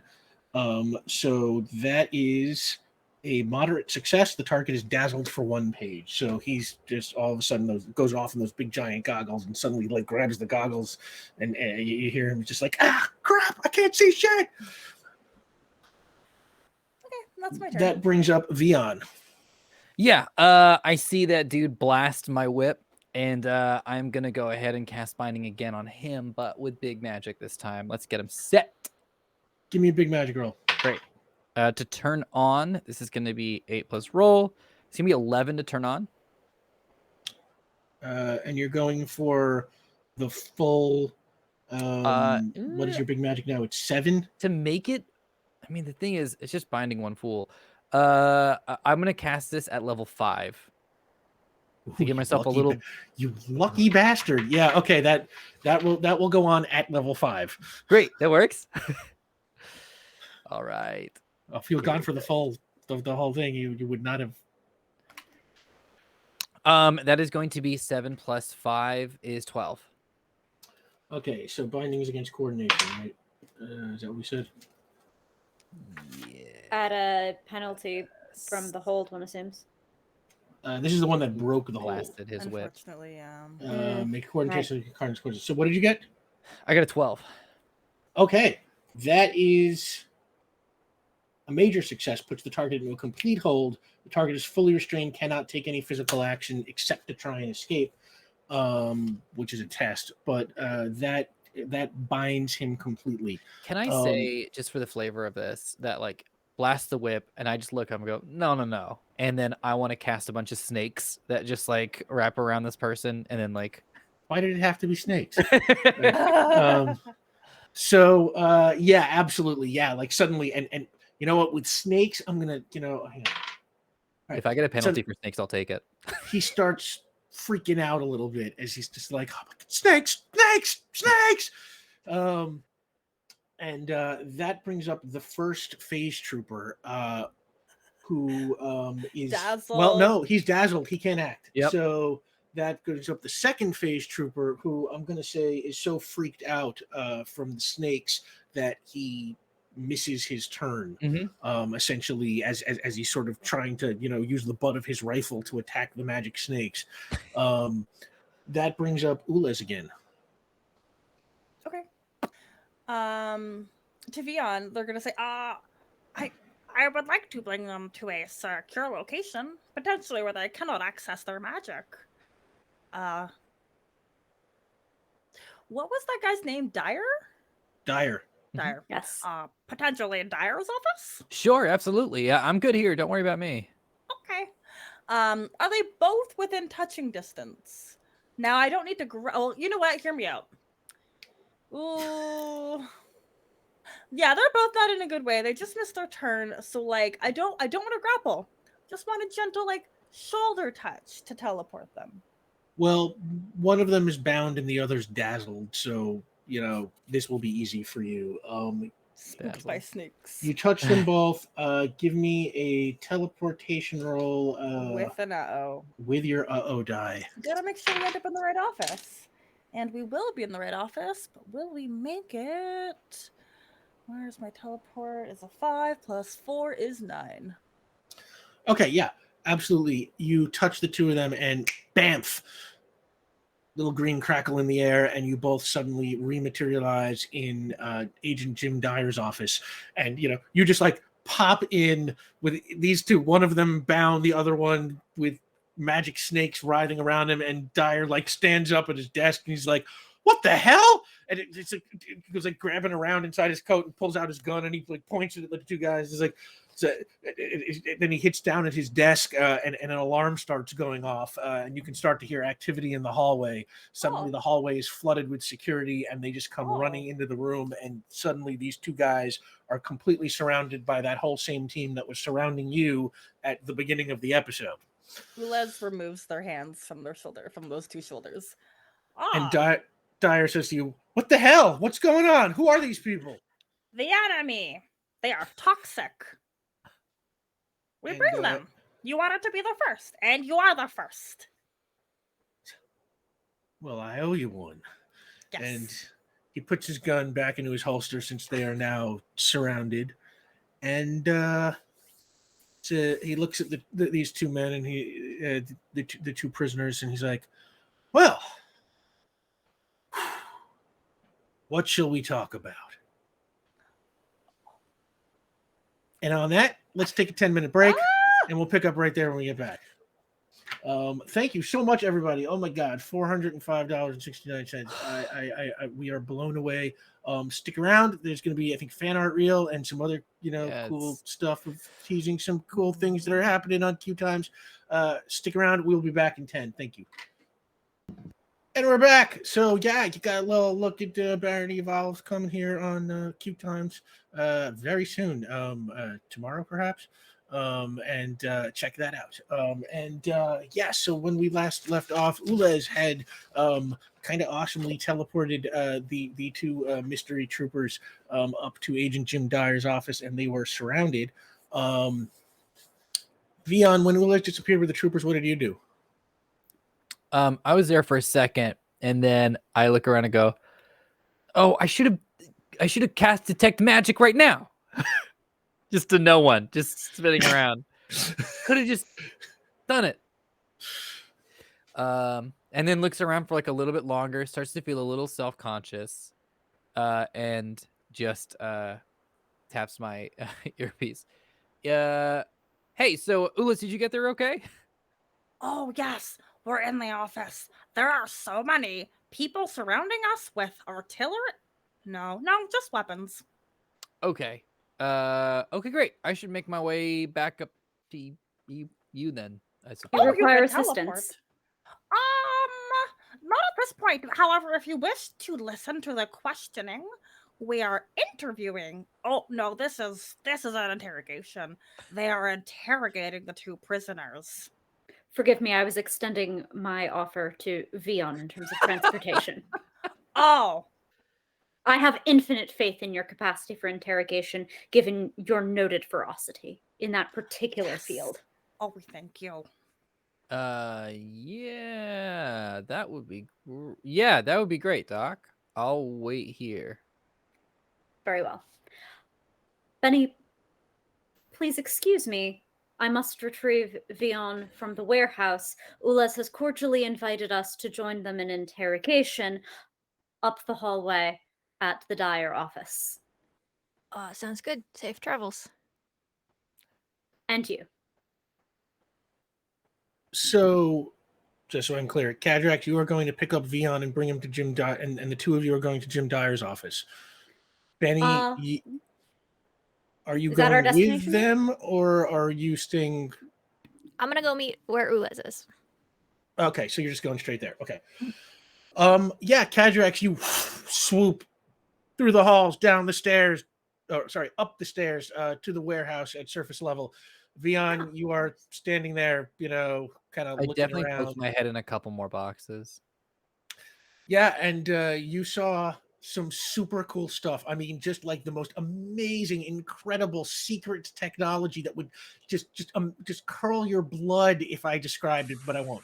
And you're doing that when Cadrax kind of arrives and picks you up, and the four of you are reunited at Jim Dyer's office. He's got the two prisoners now kind of cuffed down into those two chairs, and their masks have been removed.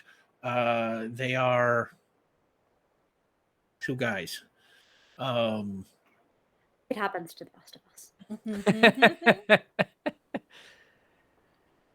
Let's say one of them is Timothy Oliphant, and my gosh. one of them is Manu Bennett. These are big gets. Sorry, off the top of my head, they always, my impromptu casting is always too big. I made Daniel Day Kim some mechanic who showed up once. All right, go. So far. Hey, gentlemen, how's it going? And they kind of look at each other, and then just both look down at the floor. I'm sorry. Is there a problem? If you don't want to speak, we can also telepathically communicate. Dyer says, I can't get him to say anything. Maybe you want to see what you can do. Yeah. Have we disabled all possible technology they might have on their person? No. Well, Dyer, have we? He says, well, we found these, and he picks up their belts. He said, this looks like the teleporters that End have been using. Some other fancy gizmos in here. I don't know quite what they do. We perform digital forensics on those. In the last 3 minutes, no. No, I asked, could we? Forgive me, I was could we? talking to the expert, and I look back to Ulis. Oh, yes, absolutely. We should do this immediately. You want to interface with them and see if we can figure out what they do? Yes, please. All right, Ulas, give me an interface roll. And then we proceed to threatening the gentleman. Yeah. I was just like, are they about to disappear? 11. No, super valid. I was wondering about that 11. myself. Okay, you are interfacing with them. Cadrax, how would you like to go about threatening the gentleman? Oh no, I believe that was Vion's activity at the moment. I was leaning over as an aside to Ulas as we observed Vion saying, hello, gentlemen. Gotcha. Vion? Hey folks, how's it going? My name's Vion Figure. Listen, I don't particularly want to hurt you. I'm not exactly sure what's going on. We'd like to get to the bottom of it. Strictly because I sort of have a job to do, which is been recently outlined for me in a conversation I had, standing sort of between evil and the folks affected by that. And it sounds a little bit like your organization kind of goes in the former of those categories. And we are in the business, sometimes quite literally, of protecting the latter. So if you don't speak, I can go ahead and, like I said, try to telepathically communicate. But I want to give you one more chance before I sort of start pushing you in maybe in an uncomfortable direction. And this is not a threat. I'm not here to threaten you. And I kind of step to the side, and there's the rest of the team right there. Those folks can do that a lot more effectively than I can, if I'm being quite honest. Who So wants to try and look threatening? I start my arms on fire. Benny, give me a willpower roll. Yeah. Hey, hold on. Is this a a role in which I am making a attribute roll that involves my powers? Ah, Yeah, willpower. I'm using my fire to intimidate. Yeah, you're using your willpower power, your Yeah. firepower to intimidate. I'd say that's close enough. Sure. Yeah. Intimidation, go! Woo! I love it. Okay. 12. Oh, incineration, intimidation. I'm so sorry. That was right there. Forgive me. 12. 12. Yeah, they sort of watch as your arms start going up in flames, and they kind of move back in their seats, and then they kind of eye each other, and one of them goes, "We've been here since the heist. Toxics left us behind with orders to monitor the scene for 48 hours and make sure nobody found any leads or followed our team."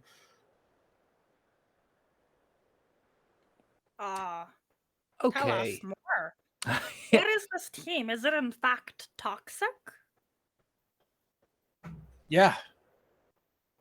That's who we work for. I only know that we were supposed to clean out the warehouse, and then we were left on guard duty. Okay. Sucks to be you. Who do you report to? Well, if we ran into trouble, we were supposed to call a phone number. It's in my belt there that you got. Ah, could you call them right now? Oh, no.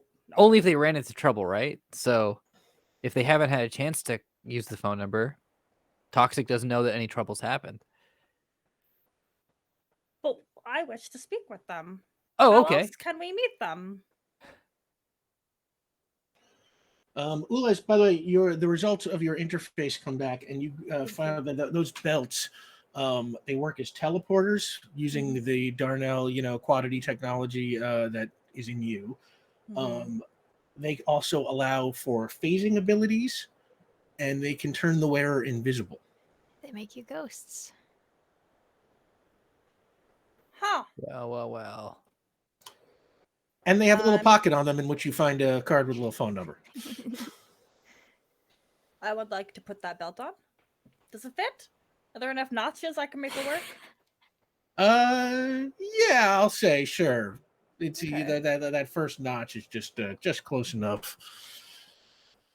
Okay, double belly button. This works. Dyer, could we utilize your phone for the first time? And he picks up the phone and he punches in a code and turns on the speaker. Ah, yes. Do that is we how want you to do get it. more info from them before we call? Oh, yes. We were very excited. Please, if you have any questions, we are in a moment of intimidation where we have the edge.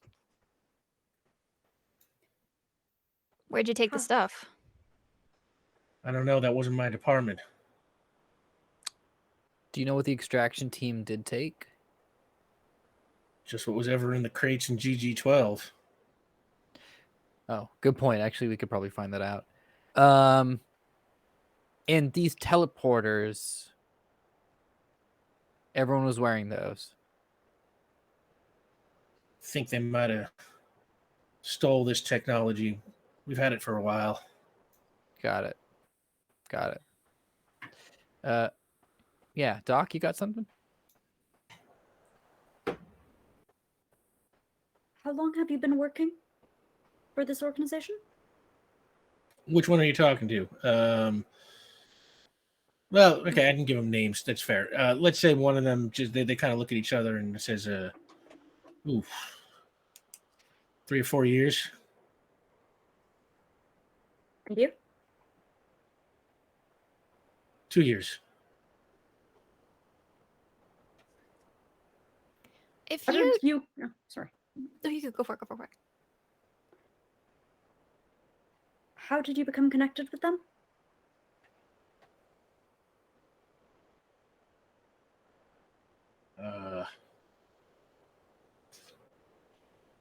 I was recruited after being dishonorably discharged from the military. Now, was that by your digital communication, a web forum? Did someone talk to you in person? I was approached at a bar one night by a person.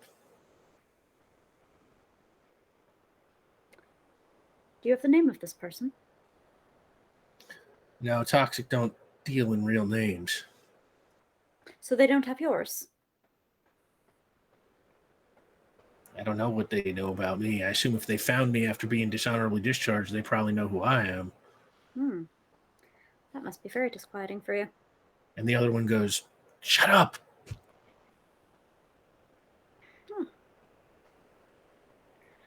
And how did they get in touch with you for this mission?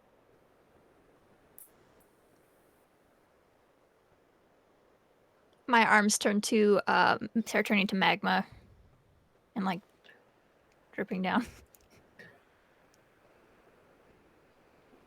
Usually, they send a go-between. Usually. Yeah, that's how it's usually done. And this time? Was it usual? Yeah. And who is this go-between? Like I said, I don't know names. A physical description would be adequate.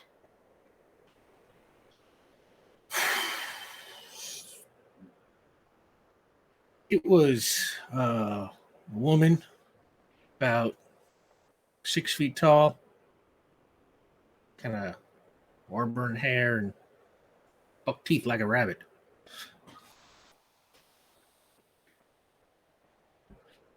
Lovely. And where were you at this connection?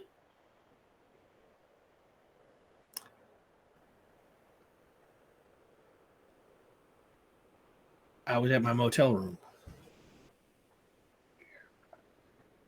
What motel? Incidentally. I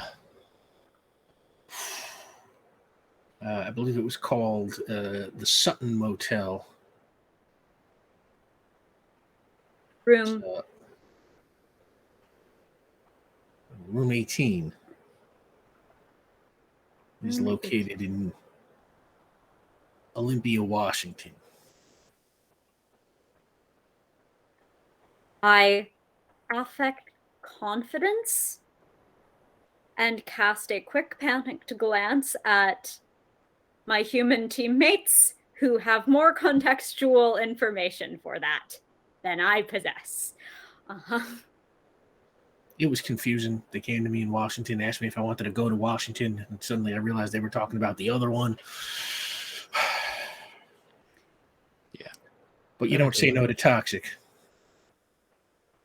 Why not? What happens if you do?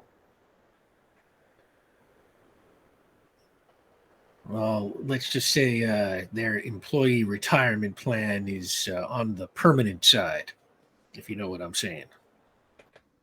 They have good retirement plans? That is the reasonable inference, surely. I mean, yeah. No, they'll kill me. That's what I mean. They'll kill us. Oh. Yeah. Noted, yes. If y'all can teleport, why did you need key cards?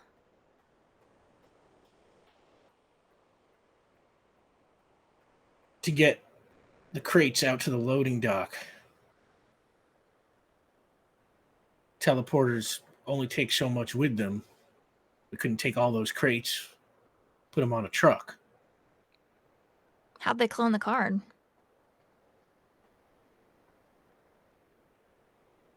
That is not my department. Yeah. While you're talking to him, Mhm.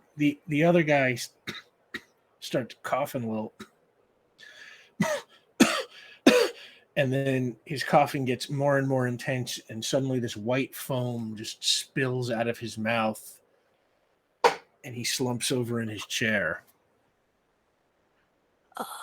Is that normal? I look at the one who's still awake. I would like to provide immediate medical Yeah. treatment if at Uh, all possible. I Mm-hmm. recognize Tajax. he's probably aspirating, but Give me a roll for medical investigation. yep. Does the air smell like almonds by any chance? I have this terrible feeling it smells like almonds. Give me an investigation roll. I don't know what it smells like. I don't have a sense of smell. That's an 8. You wait, the 8 was for your medical roll? Correct. Okay. You put your fingers to his pulse and he is dead. As you are putting his fingers to his pulse, the other one also starts coughing. What? No. Why are they expiring? And you see him swallow something, and a moment later, that white foam pours out of his mouth. Vion, is this like in James Bond where they swallow the capsules and die? Yeah, there's a pretty good chance that they had fake molars or something stuck in the back. Doc, you'd know a little bit better if we looked into it, but They were Tajax. talking. yeah. I would actually like to. It's sus. They were talking. They weren't doing the bite on the capsule. Only one was talking Why? to us, right? Well, but Yeah, and yeah. both got murked. So But then we were paying attention to the one who was foaming, and then the other one started. So that might have been. You got an 8? yeah, Okay, so you check the pulse. Both of them are dead. yes. You look in their mouth after you hear Oola suggest capsules and Vion suggest molars, and you find indeed each one of them has a hollowed out tooth that seems to have a little teeny tiny chip in it. That makes more sense. Do you have any capacity to track signals from inside to outside of this building, Dyer? Sometimes depends on what kind of signal it is. A signal that corresponds to that chip. No, there. No, there where I'm pointing. And he looks, he's like, well, I can run it through the science department. It's going to take a little while, though. Is that something Willis could see? We have never attempted this, but it is not beyond my means. To understand, we are trying to trace the origins. What is connecting? Why? What is connected to this? What can access the information? Utilize, hear what is being said to know to release the foam. Yes. Yes, the origin of the signal So we need 1 dice for that. could lead us to someone. Also, Make- can with these teleporting belts, I just turned to Oola really quickly. Is there any way to see where the 2 points of teleportation are? I've never used one of them. Oh, the Consciously, teleportation specifically. history. We've never accessed it, but potentially. If it's programmed between 2 specific points, right? Yeah. They're usually simple in that regard. It's not like the one that I wear. Okay, kindly, bear with me. Are we still, like, surrounded by, like, oodles of people with, like, their guns pointed at the prisoners? Or do we ever get, like, a closed off? There are still a bunch of security people in the room now that these guys are once the intruders were cuffed down, the guns were holstered and things were relaxed a tiny bit, but they weren't letting these guys out of their sight. Okay. Still a bunch of burly dudes with guns in a room with us and 2 dead bodies. Yeah. Cool. In the office. Sorry. Scrunched into the office. Perfect. Oof. Okay, so Ulyss is gonna kind of stick some fingers in the mouth and try to like molar is in the back. Give me an interface roll. Okay. It's because it's interface. Interface. This is why I play this game. 9. To get to the truth My of the matter. lucky number. Oh my god. 9. 9.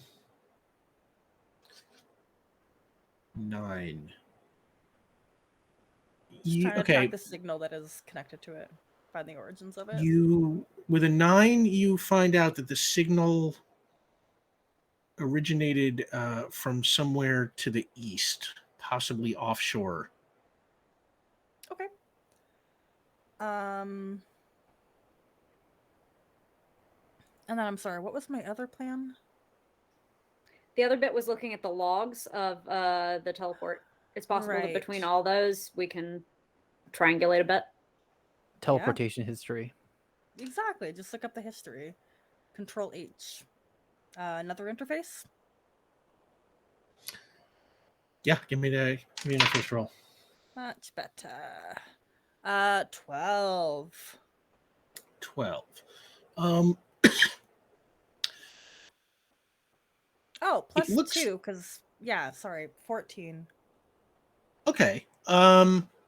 It looks like somebody tried to rig these things so that they sort of wipe their memories after each teleport. Mm-hmm. But with a 14, you are able to discern that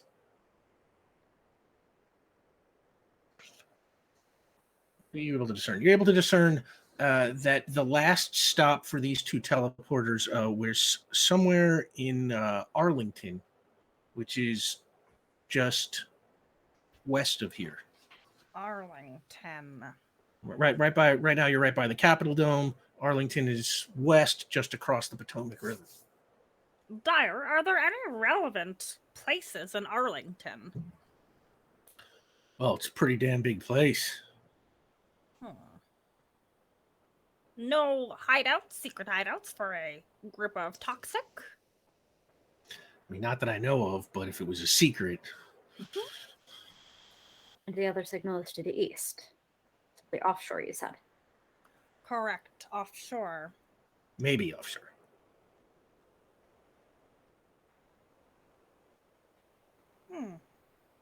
Was there anything trackable in any way Yes. with...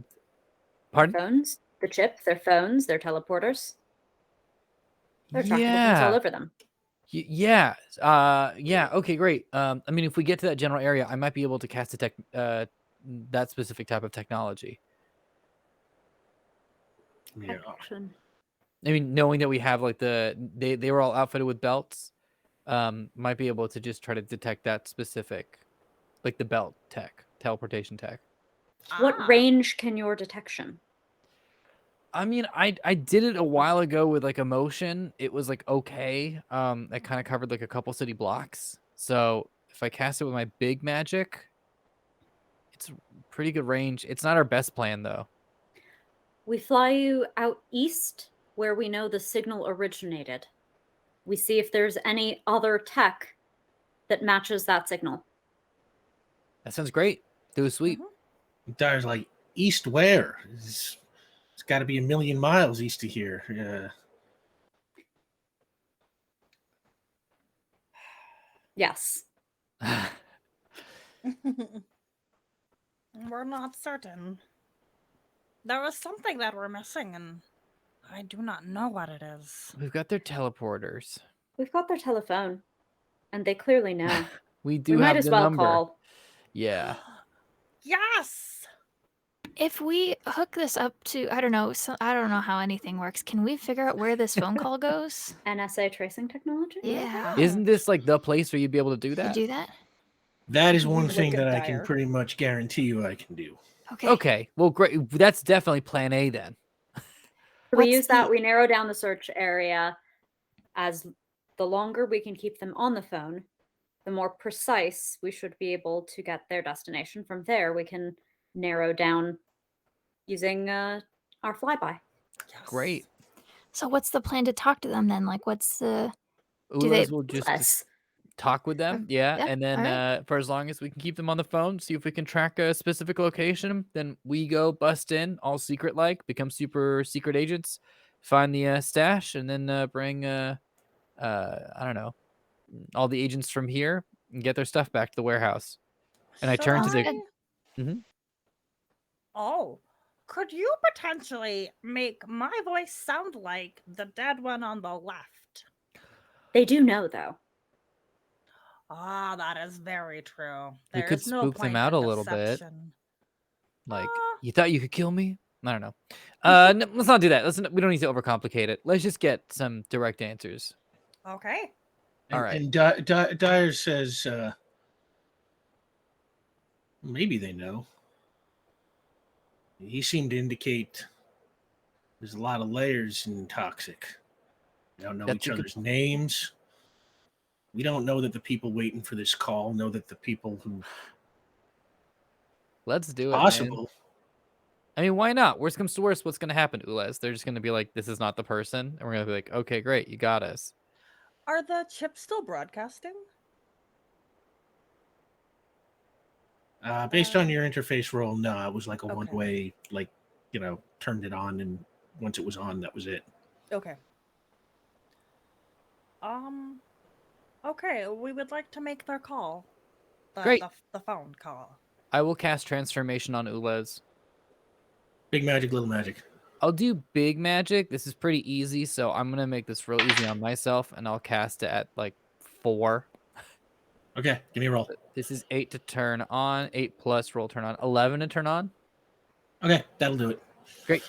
Okay, boom. And I think transformation works automatically, right? I believe so, yeah. Yeah. So, Ulez, you now have the voice of, let's say, Manu Bennett, kind of This person. gravelly Australian. Oh no, you gave me Australian? No, it's all right. You don't have to do that. I think you mean Australian. I can't. You don't have to do accents. Okay, thank you. So Dyer starts typing in his computer. He's just, all right, I'm going to dial now. Tracing technology's on. He dials. It rings once, and then you hear click. What is your report? Hello, mate. And Dyer's like, kind of signal you to stretch it out.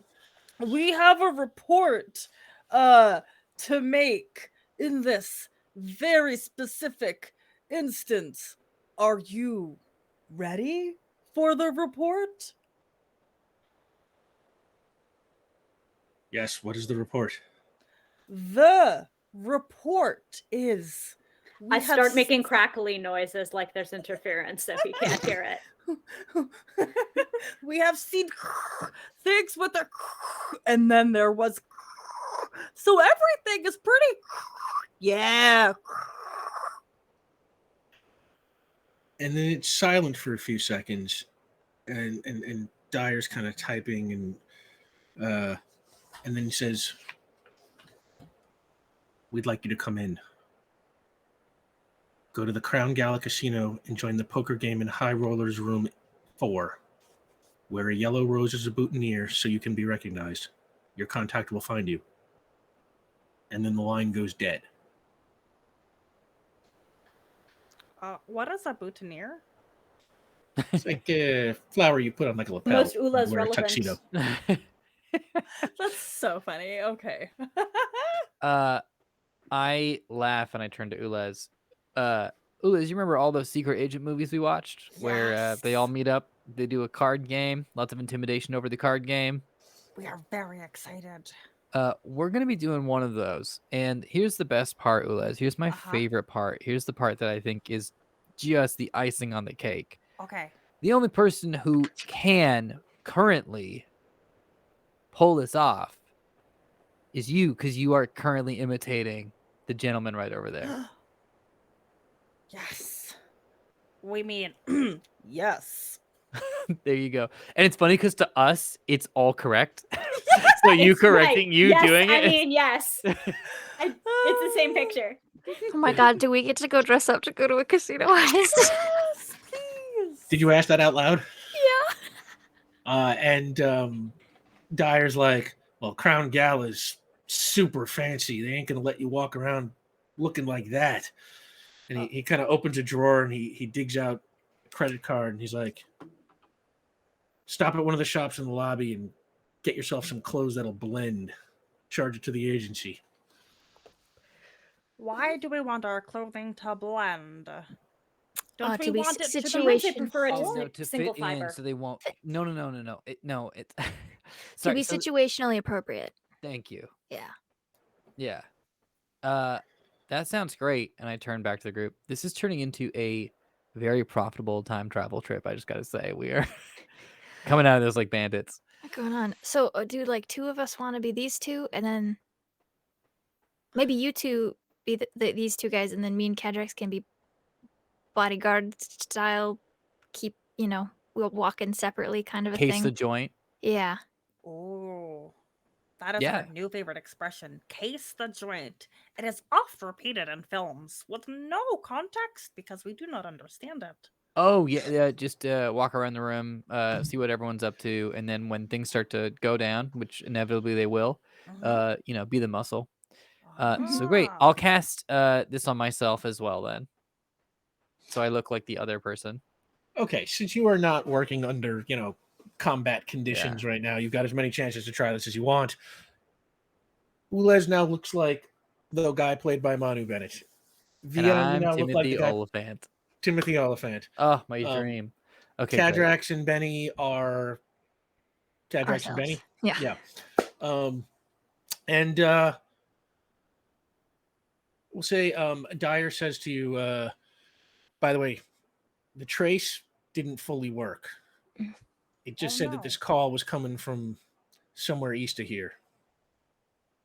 Could we narrow the radius? Are we any closer? Within how many kilometers? Or miles?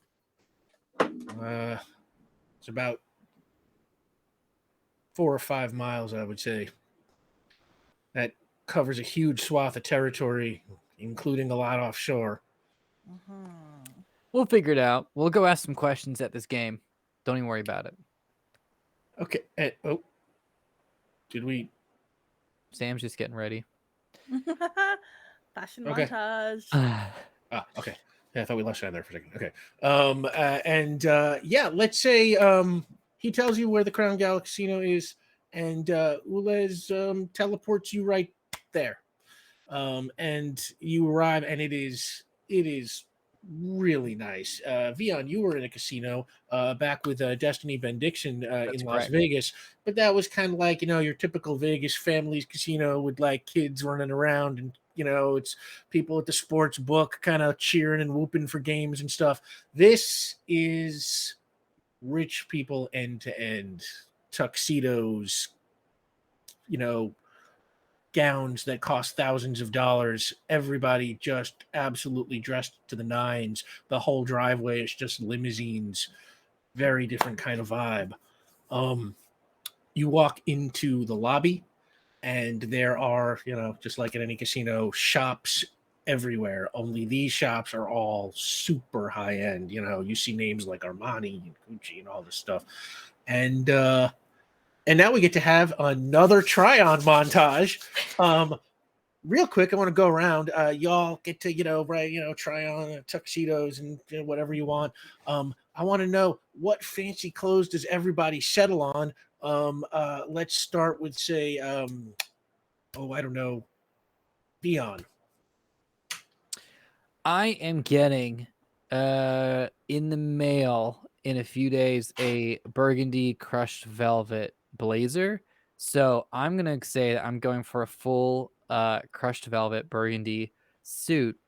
I will drop my magic while we are purchasing this, because the thing is, it doesn't necessarily affect clothing. I'm pretty sure I can appear as this gentleman within the clothing, and I want to keep this suit afterwards. So I don't want to get it tailored to someone else's dimensions. Keep it on for the okay. Okay. So you got a burgundy crushed velvet suit. And Les, what do you think you get? So Ulas doesn't get to go shopping a lot. I think they once went shopping in a dumpster. Well, the thing Yeah, about that these did places, happen. there's outfits are like built already. Like you could just like point at one and then give it to. Yes. So after Ulas kind of sees what Viana's decided upon, they're like, okay, so the aesthetic is suits. Like that's got some texture to it. So they come across this like silk, but I think it is this is probably IRL the ugliest thing. But it's like a yellow silk suit. They find instead of a bow tie, kind of like some ruffle for the collar. Maybe some white gloves that have some flare on the end, and white dress shoes. Love it. Oh my god. Cadrax Eversinger. Well, I'm a tall blonde humanoid. Just Google Kate Blanchett tuxedo. There, you're done. Kate Blanchett tuxedo. Oh my god. Okay. You'll be glad you did. I'm sorry, you haven't Googled Kate Blanchett tuxedo before? I mean, look, I What the heck? frequently Pinterest, and that's a different image set, but I mean, Take a screenshot of the Google image search, make that your background. That is just live every it- day. Start with live that in energy. The truth of Kate Blanchett tuxedo. Google image Okay. search result. Well, actually, see Kate Blanchett in a couple of tuxedo There are a bunch of outfits. them. I'm Yeah. thinking Yeah. about the one for the Vogue event so that we get some tails in the darker Oh. vest. It's I'll pop it in Defenders for us. Yes. I know what you're And talking Benny Beckett, what do you wind up with? So Benny ends up in a pantsuit that is like fully straight leg all the way down with like the crease down the front, like a deep emerald green, matching blazer on the top where like the inside, like when you roll up the sleeves like to the forearm, there's like a pattern, a fun like maybe like let's say maybe purple red jewel tone pattern on the inside of like with the silk, and then she's got a black turtleneck underneath it and like a fun funky necklace and a cool belt, and that's where she's at. Ooh, when you flame on, you're gonna get the turquoise against the orange, and that you're just gonna have palette. So nice. Oh, and like let's see, maybe I'm trying for shoes. So she's got Benny's got to be a little Benny, something that like is like the shape of a Doc Martin, but is like entirely like matte black underneath the fancy pants. I totally want to run into this group at a casino. Yeah, this is awesome. And I guess I should add, who wears the yellow rose on their boutonniere? Dion? No, that's gonna be my friend Ules. I'm already Ules, wearing okay. yellow. Yeah, I couldn't quite tell where you were pointing for. Okay. Yeah, I Uh, forgot if I yeah, I forgot what's happening. It's different in our layout. Yeah. Okay, so Ules, you have the yellow rose on your lapel there. And I'd just like to establish really quickly out loud, I'm going to use little magic to cast this on both of us, so we both appear, because I can use burst. So I can still keep my big magic open for when this inevitably goes awry. Your cast. Oh, the illusion. Yeah. Okay, sure. So big magic is open. You have little magic on using illusion. Okay. The four of you start making your way through the casino. It is fairly large, like all casinos are, and it is tricky to find your way around, like it is in most casinos. But eventually, you do find your way to the high roller poker rooms. You are standing outside room 4. The door is, solid. There's no window to see what is inside. What do you want to do? What is customary? I'm sorry? You said Ping. ping. Okay. Give me a ping roll. That's what's customary. Let's see, sorry. I need to double check my modifiers. 16. 16. Yeah, you easily ping through the wall, and you detect 4 people inside, 2 sitting, 2 standing. Any guns on them?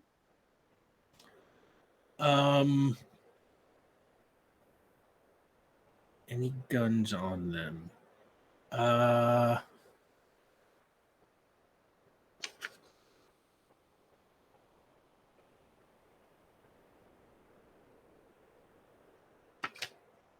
No. It's like a roundabout yes. Oh.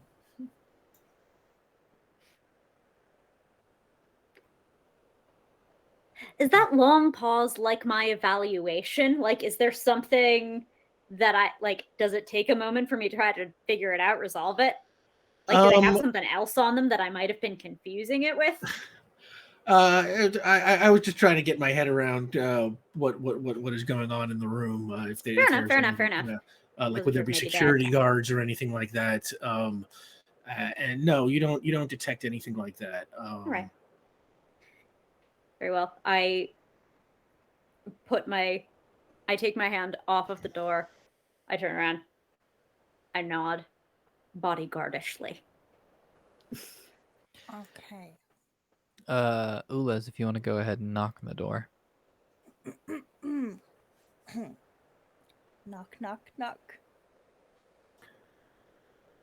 And you hear buzz, and like a buzzer goes off, and the door unlocks, and just. Okay, they're gonna walk in confidently, or their version of confidence. Yeah, you walk in, and High Roller's room 4 is very nice. The walls are lined with kind of cushy couches, except for the far right corner where there's like a bar just tucked, like an open bar tucked in, with a bartender. I'll say the bartender is played by Ben Wishaw, and he's standing behind the bar at the ready. In the center of the room is a big poker table. There are 2 players seated at it. I will say they are Idris Elba and Margot Robbie.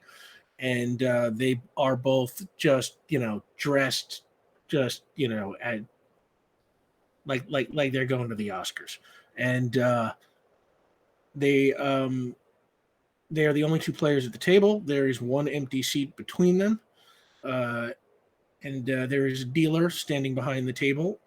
He is Zachary Quinto, or played by Zachary Quinto. He's not actually Zachary. Talk about the bi-panic of this episode, Rick. Right. And welcome to Power Play. Y'all. Ah! Yeah, how's this different than okay? When you enter, kind of everybody kind of turns and like looks you over a little, and the dealer says, "We're about to start a new hand. Shall I deal you in?" Yes, you should. Very well. And he gives a signal to the bartender, who comes over. I assume you sit in the empty chair at the table. Yeah. Yeah, you sit down, and the bartender comes over and says, "May I bring you anything? On the house, of course."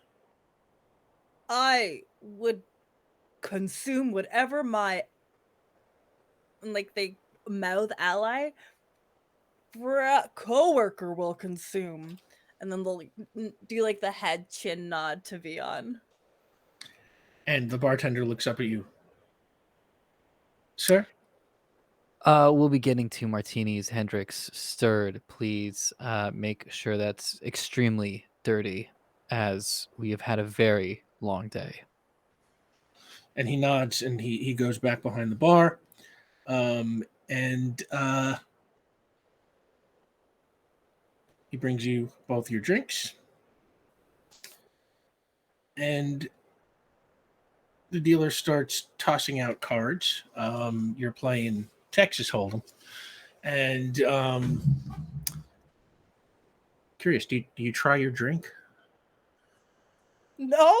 Has never drank anything in their life. They're not even familiar with like how to imbibe what is drinking. No. Dion, do you try your drink? I don't. Because we are we're probably gonna get into a fight. And Vion's also like, for the most part sober, but at the same time, even if not, like I think Vion might do some theater drinking. Some stage drinking, sips, lips closed, no kissing. Okay, yeah, you start like pretending to drink, and the bartender starts tossing. The dealer starts tossing out cards, and then he looks to Ulez and he says, "You have the yellow rose, but when I asked if you want to be dealt in, you were supposed to say I only play roulette." And then he presses a button under the table, and you hear the door lock behind you.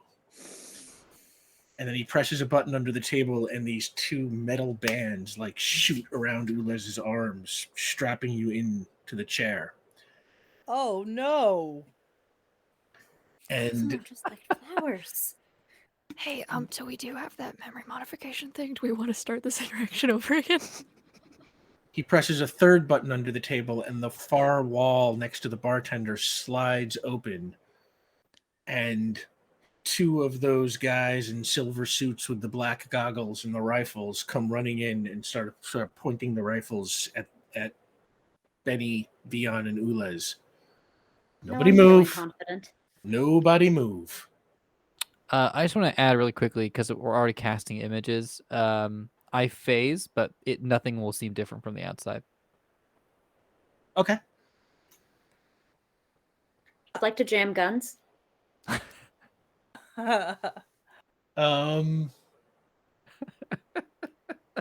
Complex action burst. Complex action burst. All right, yeah, they said freeze, nobody moves, so it's not a fight. I would say you can do this before you have to roll initiative, so unless you're going to start a fight. So give me a complex action roll. All right, that's 5 on the die plus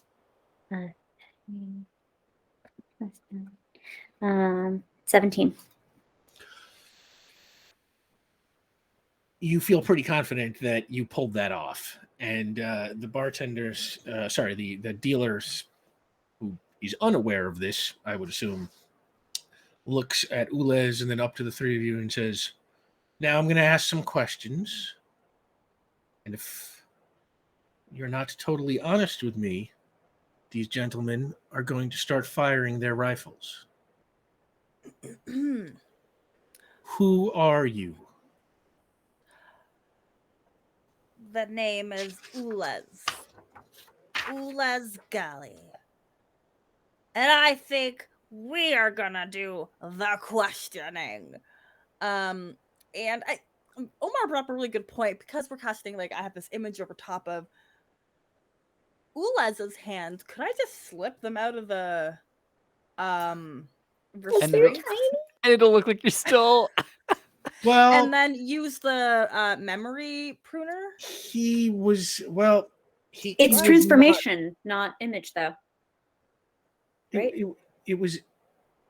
You were casting like an image of being the other guy, so it's like it's not like he wasn't casting an image of your hands being caught. So it's like you look different, but your arms are still your arms.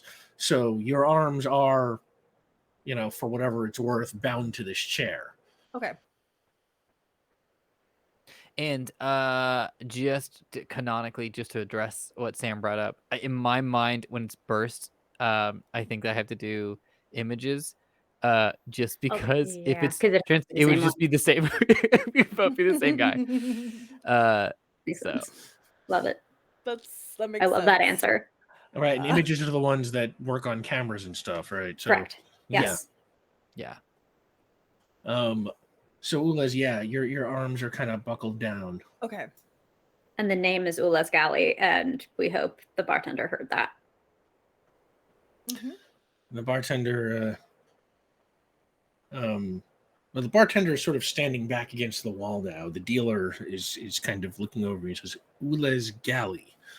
He pulls out a pen and starts writing it in a little pad that he pulls from his belt. "Who do you work for, Ules Galley?" We work for someone who needs answers. Could we just have one arm? No. And he reaches over and kind of touches your face. Remarkable. He reaches over and touches Ulez's face. I'm going to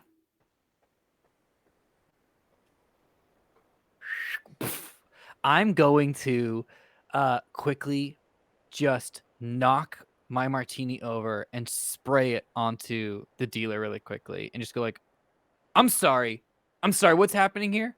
Because here I am trying to do a job, and I've been protecting that warehouse for goddamn 48 hours now after you all just, bounced out of here.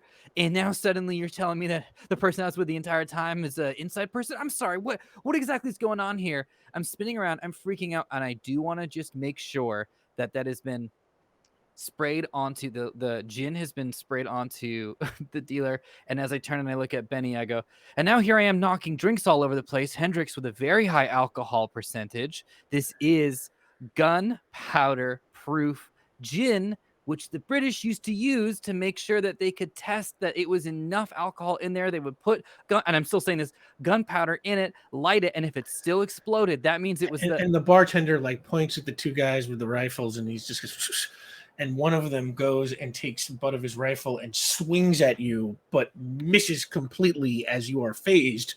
Yeah. The bullet just goes right through. And oh my, I'm sorry, is that guy a hologram? What's going on here?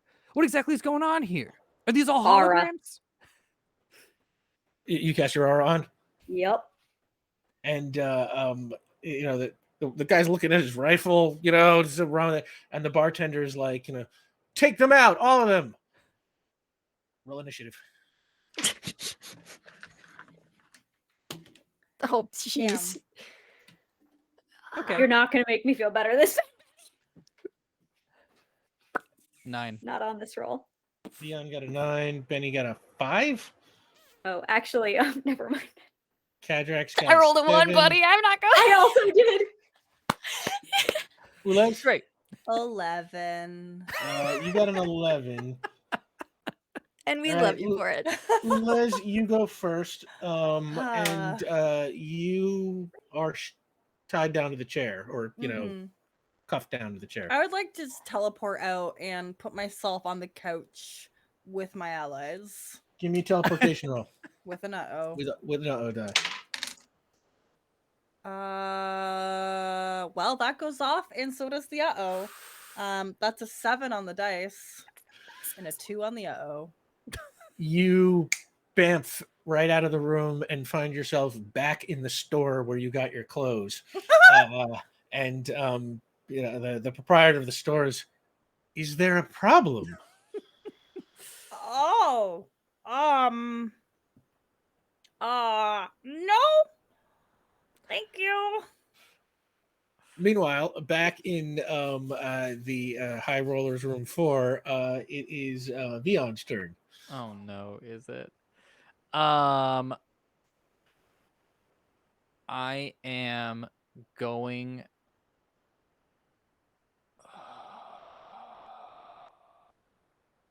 to cast.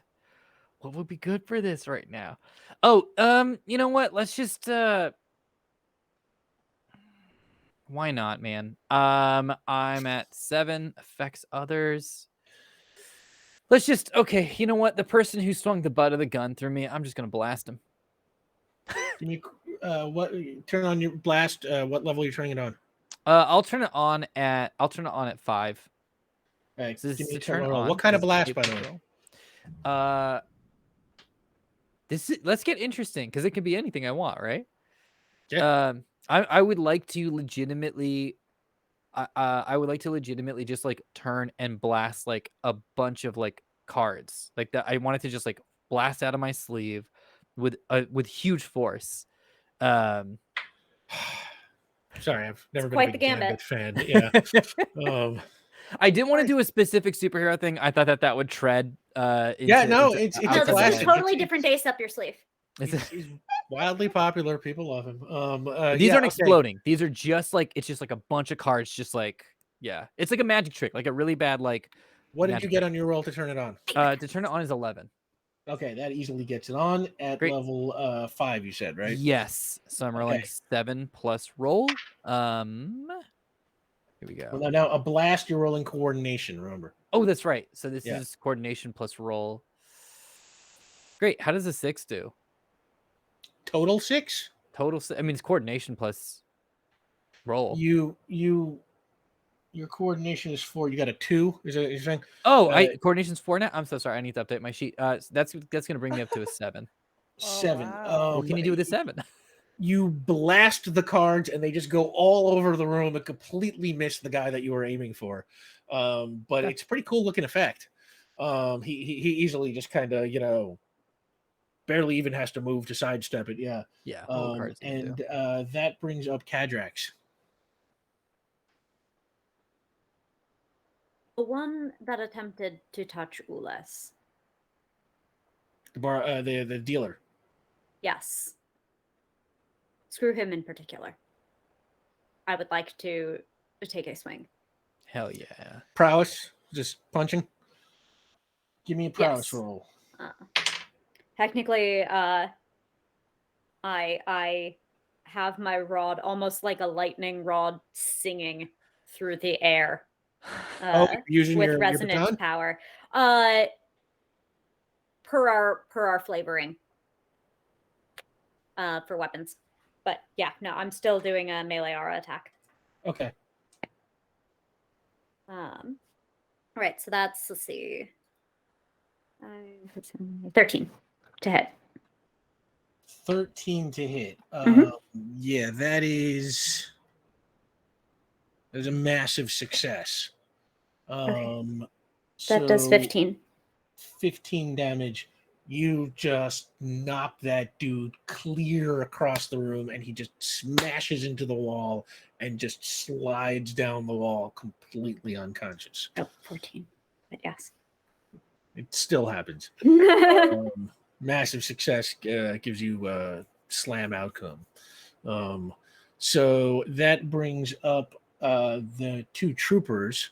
The first one fires. No, I'm going to say the first one throws a punch at Cadrax after seeing what Cadrax just did. Ooh. Okay. I will defend with prowess. That's an 11. That is. Ooh, it's a marginal success. He just kind of, it looks like, you know, your defense, you know, he makes contact, but you barely even feel it. I'm so sorry. He takes 8 damage. Oh, you have your aura on. Yeah. He takes 8 damage, and you could see him just knocked backwards, having absolutely no idea what happened, as he was not prepared for super combat with supers. He looks pretty ragged. The second trooper throws a punch at Benny.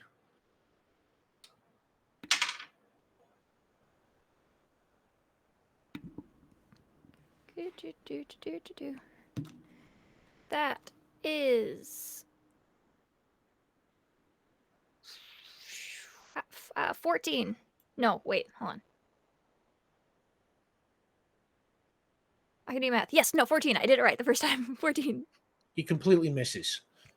Tries to throw a punch, maybe a little rattled by seeing what happened to his buddy throwing a punch at Cadrax and somehow mysteriously getting hurt, whatever it was. He's off his game, completely misses you. That brings up Ula's Galley, who is back in the store with the store proprietor assuring you that your clothes are top line, but they stand behind them. Oh, right. You didn't go Poor yet. Yeah, Benny. sorry. I Okay, just Benny. defended. Yeah. It's okay. I'm just going to start turning to magma. It's fine. I can't do anything anyways. You are turning to magma Yeah. and freaking the hell out of the people in the room. Get on my level. Ules, what do you want to do?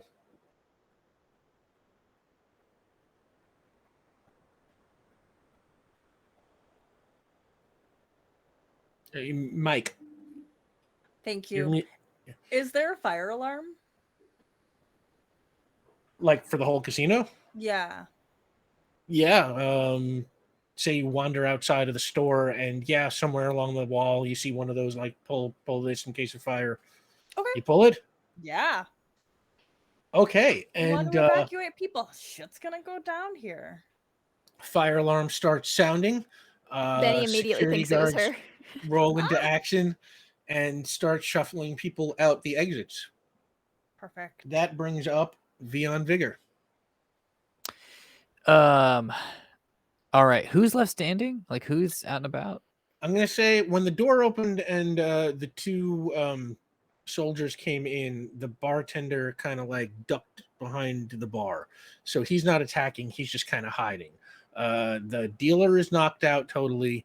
One of the troopers attacked Cadrax and got hit by the aura and is not out, but not looking good. Got it. The other trooper is untouched right now. The other trooper is untouched. Got it. And then we've got the 2 players, right, at the table? Yeah, that's right. Okay. Tell me if I can do this. I would like to grab Oola's martini and throw that on the untouched trooper. Yeah, I'll give you that too for free. And then I want to say something. What do you want to say? I want to point at the trooper and then point at Benny and go, if you do anything, she will burn you. You are covered in alcohol. And then I'd like to sit at the table with the 2 players. Give me a willpower roll. Great. We're gonna go a little bit over time here, but hopefully not too much. That's a pumpkin, so that's 5 plus 6, 11. And the player at the table, played by, what did they say the player at the table? Let's say Margot Robbie, gives a signal, and the trooper lowers his rifle. That is a smart move. And I want to just talk to them for a second.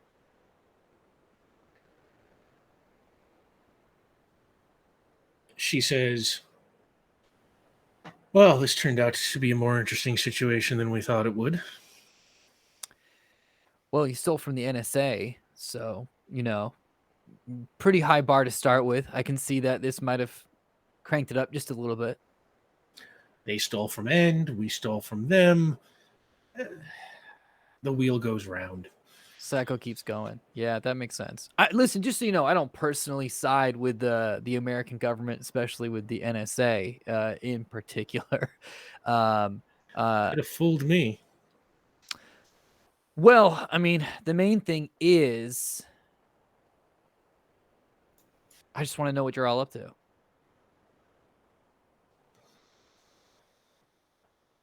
And I kind of sit back and I kind of like swirl the completely empty martini glass. Except for the 2 olives. I held on to the toothpick as I chucked the gin out, so they're still in there. Oola, what are you doing right now? I would love to teleport back. Give me a teleportation roll. With my Leo was a 3, so that's okay. That is gonna be a 10. Yeah, and bamf, Ulez just appears right back at the standing next to the table, let's say. Oh. And the guy played by Idris Elba kind of looks up and kind of shakes his head and rubs his temple a little bit. Have negotiations begun? A little bit. You want to check out these olives? Oh, they're green. And the gentleman at the table says, why should we tell you anything? I would like to lean over so that the almost tinnitus-like ring of my aura is in his ears. Cadrax, give me a willpower roll. All right, I'm going to throw all work, no play into this. Yeah. Because I do, that in nice fact, done. mean business.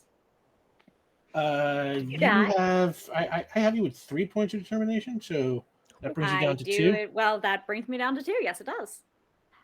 So that's the only time that will ever happen, but it's a 5 on the die. Plus 4 for willpower is 9. Plus another 2 is 11. Benny's gonna step up and like arms crossed, lava form, like posture behind Vion. Just Give like, me a willpower roll, Benny. oh jeez. Okay. Anything you want to apply towards intimidation also.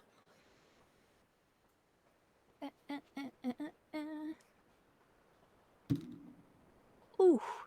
Ooh. Yeah. Okay, hold on. Did you roll like a chonk d20? That sounded so loud. So, 14. All my dice are for Benny are metal. Same for Cadrax. I have accidentally rolled a 20 before for this, and then I realized what I did. Interesting. Yeah, that's a 14. 14. Okay, so he hears Cadrax's aura and kind of like backs off and then turns his head and sees Benny, the flames kind of coming at him, and Just then he posturing behind me on like made kind of of lava for fun, for flavor. and he looks up and he says, "If we tell you where the tech is headed, will you let us go?" Alive. Yeah. We can promise alive with fairly high confidence. At this stage, I'm not aware of the policies of the U.S. government on such a matter. He exchanges looks with the woman at the table. There's a ship about a mile offshore. The tech is being loaded onto it, and then from there it'll be headed to God knows where. So if you want to catch it, you have to act fast. I can give you GPS coordinates. Oh, that would be excellent.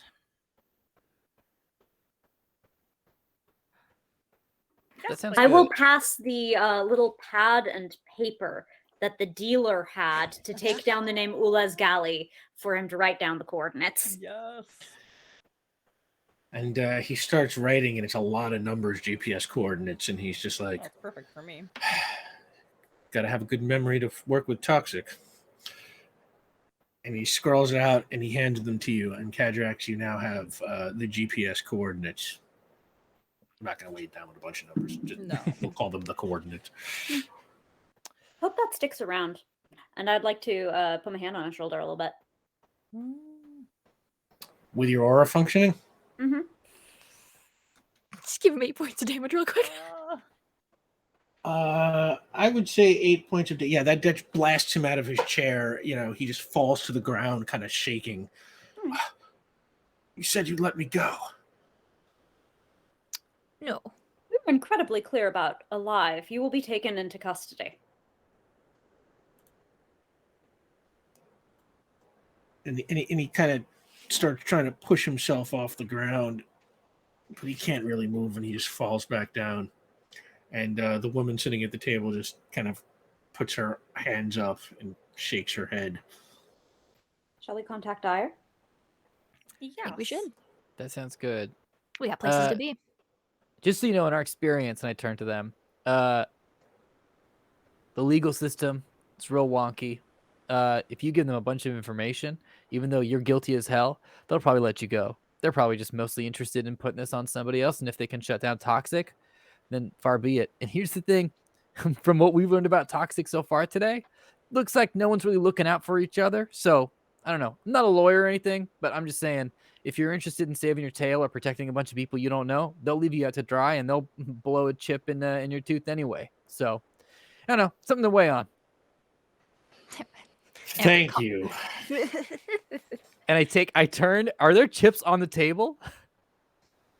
Yeah, probably some poker chips. Yeah. Great. I grab one. I toss one to Ula's. Oh.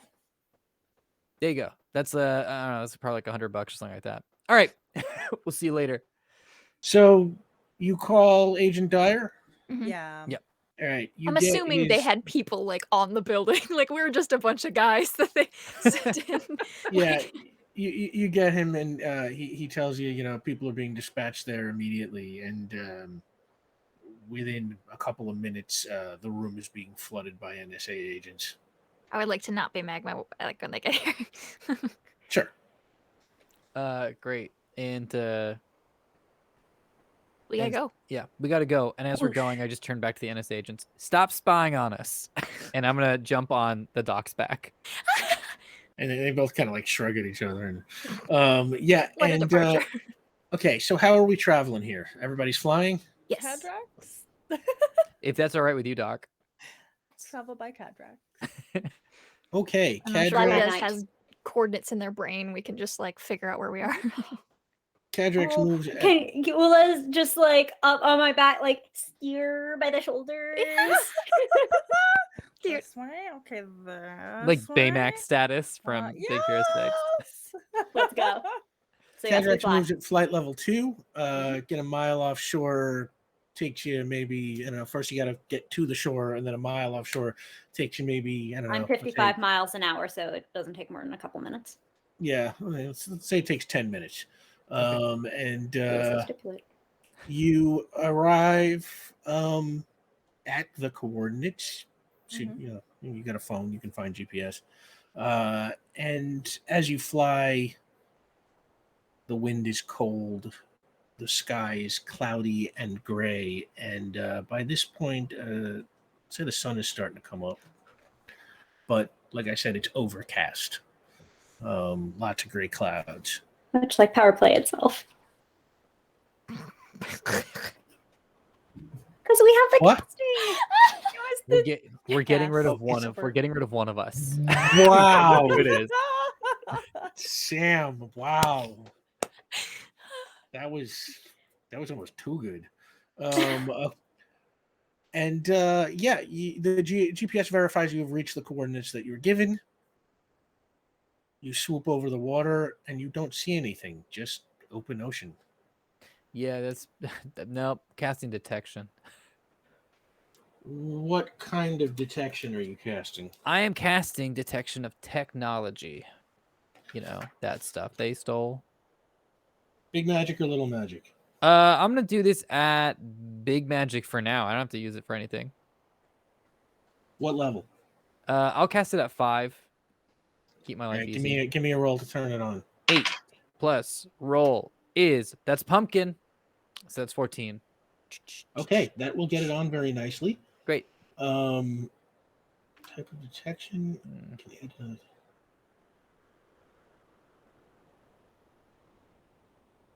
Or I guess you know what? It doesn't. You know what? I'm looking at these specific things I can detect. I'll just detect energy. Energy. Okay. Yeah. And it's at level 5, right? Yeah. So give me a detection roll. Great. So that's going to be 7 plus 3, 10 to turn on. Or no, not to turn on. Sorry, that's 10. That's the roll. 10. Not my best. You do detect energy in the vicinity. I knew it. Can I do that? I don't know if I can. That's right. I'll explain.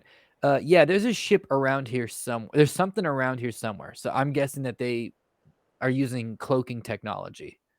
Ping. Yep. Yeah. Like as I'm Jagrax. yeah. What? Where are you pinging? Like just like the surface of the water? Well, let me ask first then. Do I hear anything of particular interest?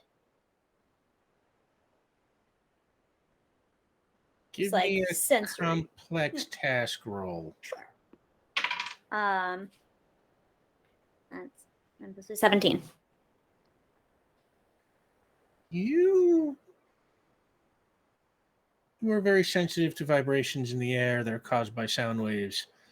You don't really hear anything exactly, but you can feel something that kind of vibrates like an engine, disturbing the air around you. I don't want to ping the water. Excuse me while I ping the sky. Give me a ping roll. Please let there be a cloaked helicarrier. Please let there be a cloaked helicarrier. Okay, shoot. 15 for a cloaked helicarrier. You do detect something above you. It is not a helicarrier. It is, say, from your ping roll, you can detect it is shaped more like a space shuttle, only with much longer wings.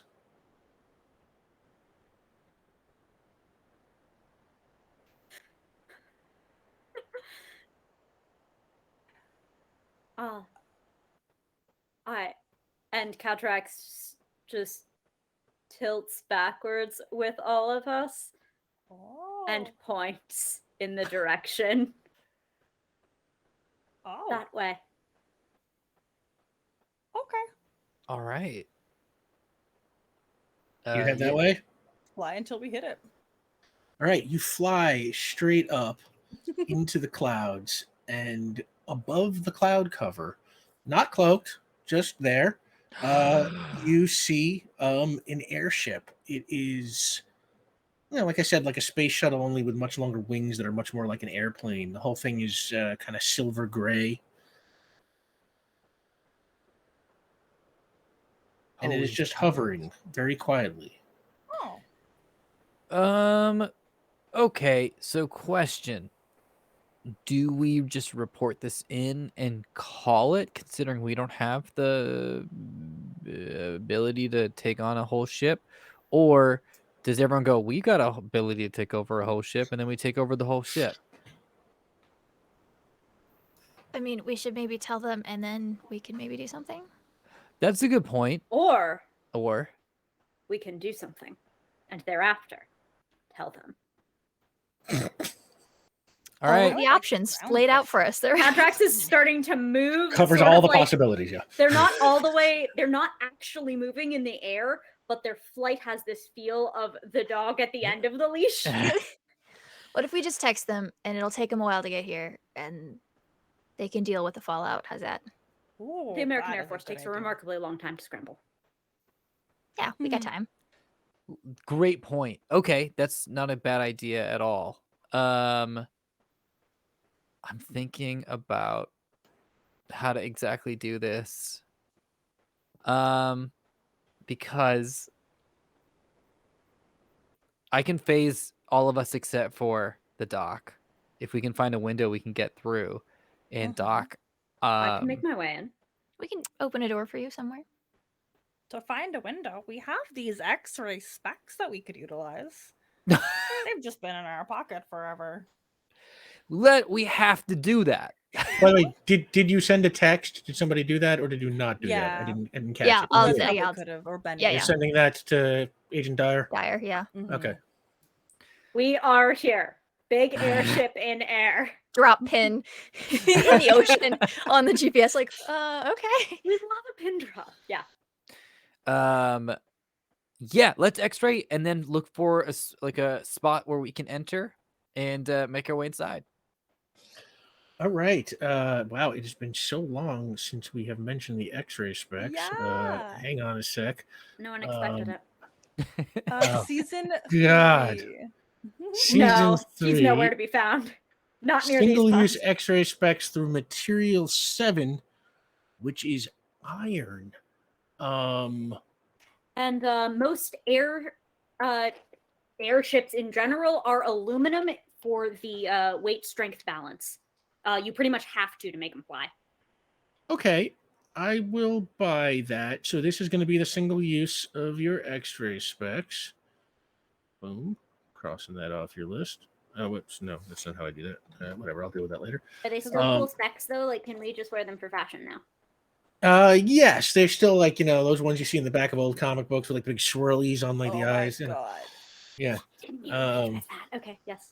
And did I not mention that? Yeah. Okay. And yeah, you are able to see through this plane. And you can see who's wearing them, by the way. For sure, Oolas, right? Ules. Okay, what are you Yeah. looking for, Ules? We kind of need to figure out. So we need to enter in through a window. So in order to do that, we have to find a space that's not occupied by the enemy. So they're kind of just trying to get an idea where they can enter in enemy free. Okay. There are only a few windows. It's not like a passenger jet. Okay. There are, it's like there are two kind of, they look like big kind of observational bay windows. And of course, there's the cockpit, which, has windows. You can see with the specs, there is one person sitting in the cockpit. The rest of the plane is unmanned. I have located but one individual in the cockpit. Perhaps that would be the best entrance. Oh my god, are we just gonna plane jack this thing? This is easy. This is what I have always wanted to accomplish. Second to emulating Casino Royale from James Bond, taking Yeah. over an aircraft. I think there's windows at the front. Correct. Your objectives slide have on. changed so much from the initial Truly. botanical investigation when I first met you. We I am discovered. proud to call you my ally. Oh. I would like to fly to the cockpit now. Yes. And shall we make our way in? Please. Real quick, exactly how are we gonna do that? Just because if we do, break a big hole, that might be an issue. We can phase you through the wanna- glass. I Yes, consider there's- that a feature, not a bug, but Well, the three of us can phase. Cadrax can't. Oh, we can open the window from the inside then. Is there like a hatch, like somewhere on the side? We could just Most likely. hope, do our best. Oola, you're still wearing the specs? Yeah. Look at me. Okay. Of course I am. You can see the person in the cockpit gets up and starts walking back into the plane to check something or do Are something. you- You can't quite tell. Joking. This GoldenEye 64 NPC. Okay. They're not expecting anybody out here. Are you kidding me? Wow, that takes me back. Right? Oh, they're just an odd job. Yeah. All right. Hey! Do you want to drop us off into the cockpit then, Doc? yes, I can resonate the ship from outside as well as from within. Perfect. We're set. We got this. The person left post. Benny, all you have to do is just threaten them. Oh yeah, We got yeah, this. yeah, It's totally. so easy. We And got I'm this. sure Ulas could probably figure out how to fly it. We'll just take Right? it home. Oh, yes. Perfect. Let's go. Okay. Yeah. Drop us down. And then I'll hold hands with both of you to phase. And you phase through the glass of the cockpit into the plane. Yeah. And Cadrax, you were still outside. Yes, I am unto the airship as Ules was once unto me on my shoulders. Okay, so the three of you enter, Yes. and you phase through Yep. in the glass and land in the cockpit. Yeah. Ahead of you, I mean, you see, the cockpit of an aircraft. There's, steering wheels and, and all sorts of levers and buttons and Mhm. dials and stuff. And then there's a door that leads through, into the body of the plane. Great. So Ulas, you're good on finding out how to fly this thing? Oh, yes. We will press many buttons and see what happens. Oh, okay. Yeah, that'll work. And then Benny, should we go take care of individual number one? Oh yeah. Are we gonna knock him out or are we gonna question him? I can cast binding. You can knock That's him cool out. too. Whatever you want to do. Okay, let's go get him. Great. So, Ulas, you're staying in the cockpit. Benny, Yeah. Vion, you walk into the body of the plane. Yeah. And it's dark back there. You see that the walls are lined with the missing crates of technology. You can identify them. They look just like the other crates that were in the warehouse. Vion, immediately you recognize them. Probably enough of them to fill out those empty shelves that you saw back in row GG12. Got it.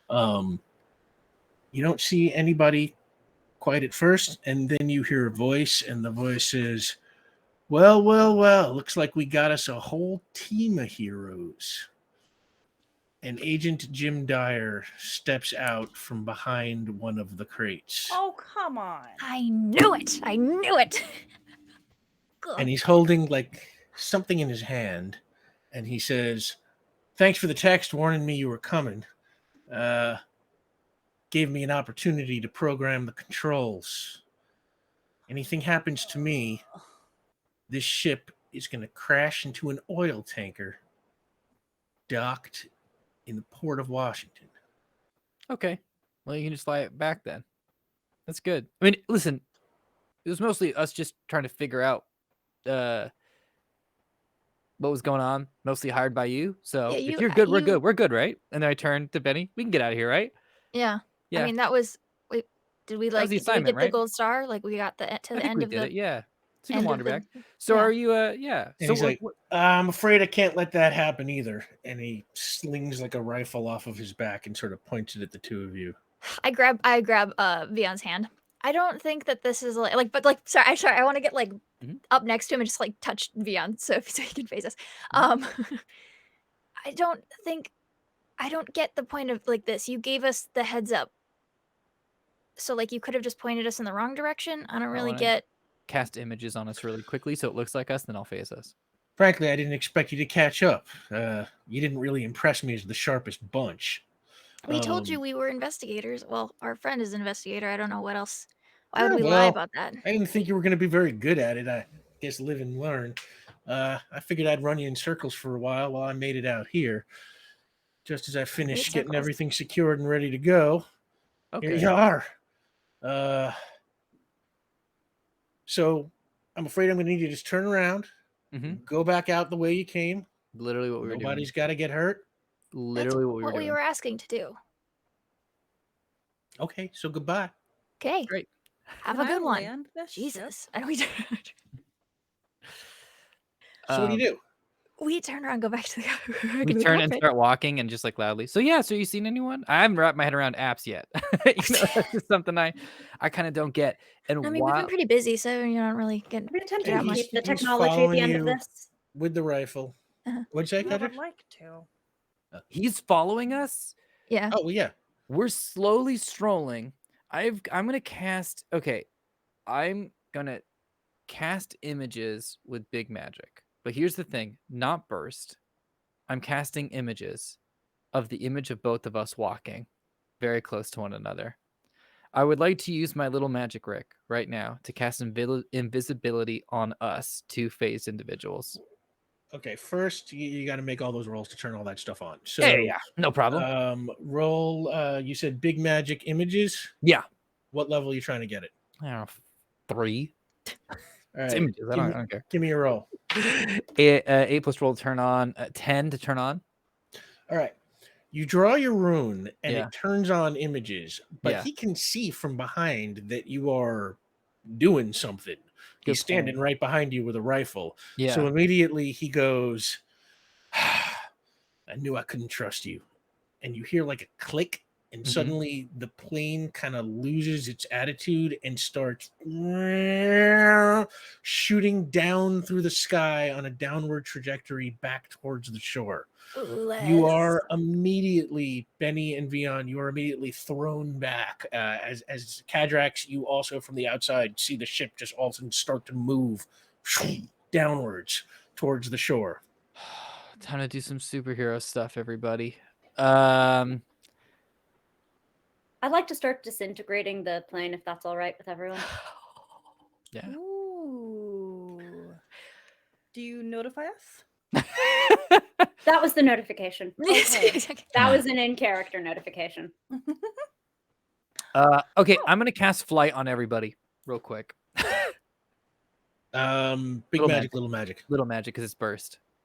All right. give We me- want all the stuff in this destroyed, anyways, right?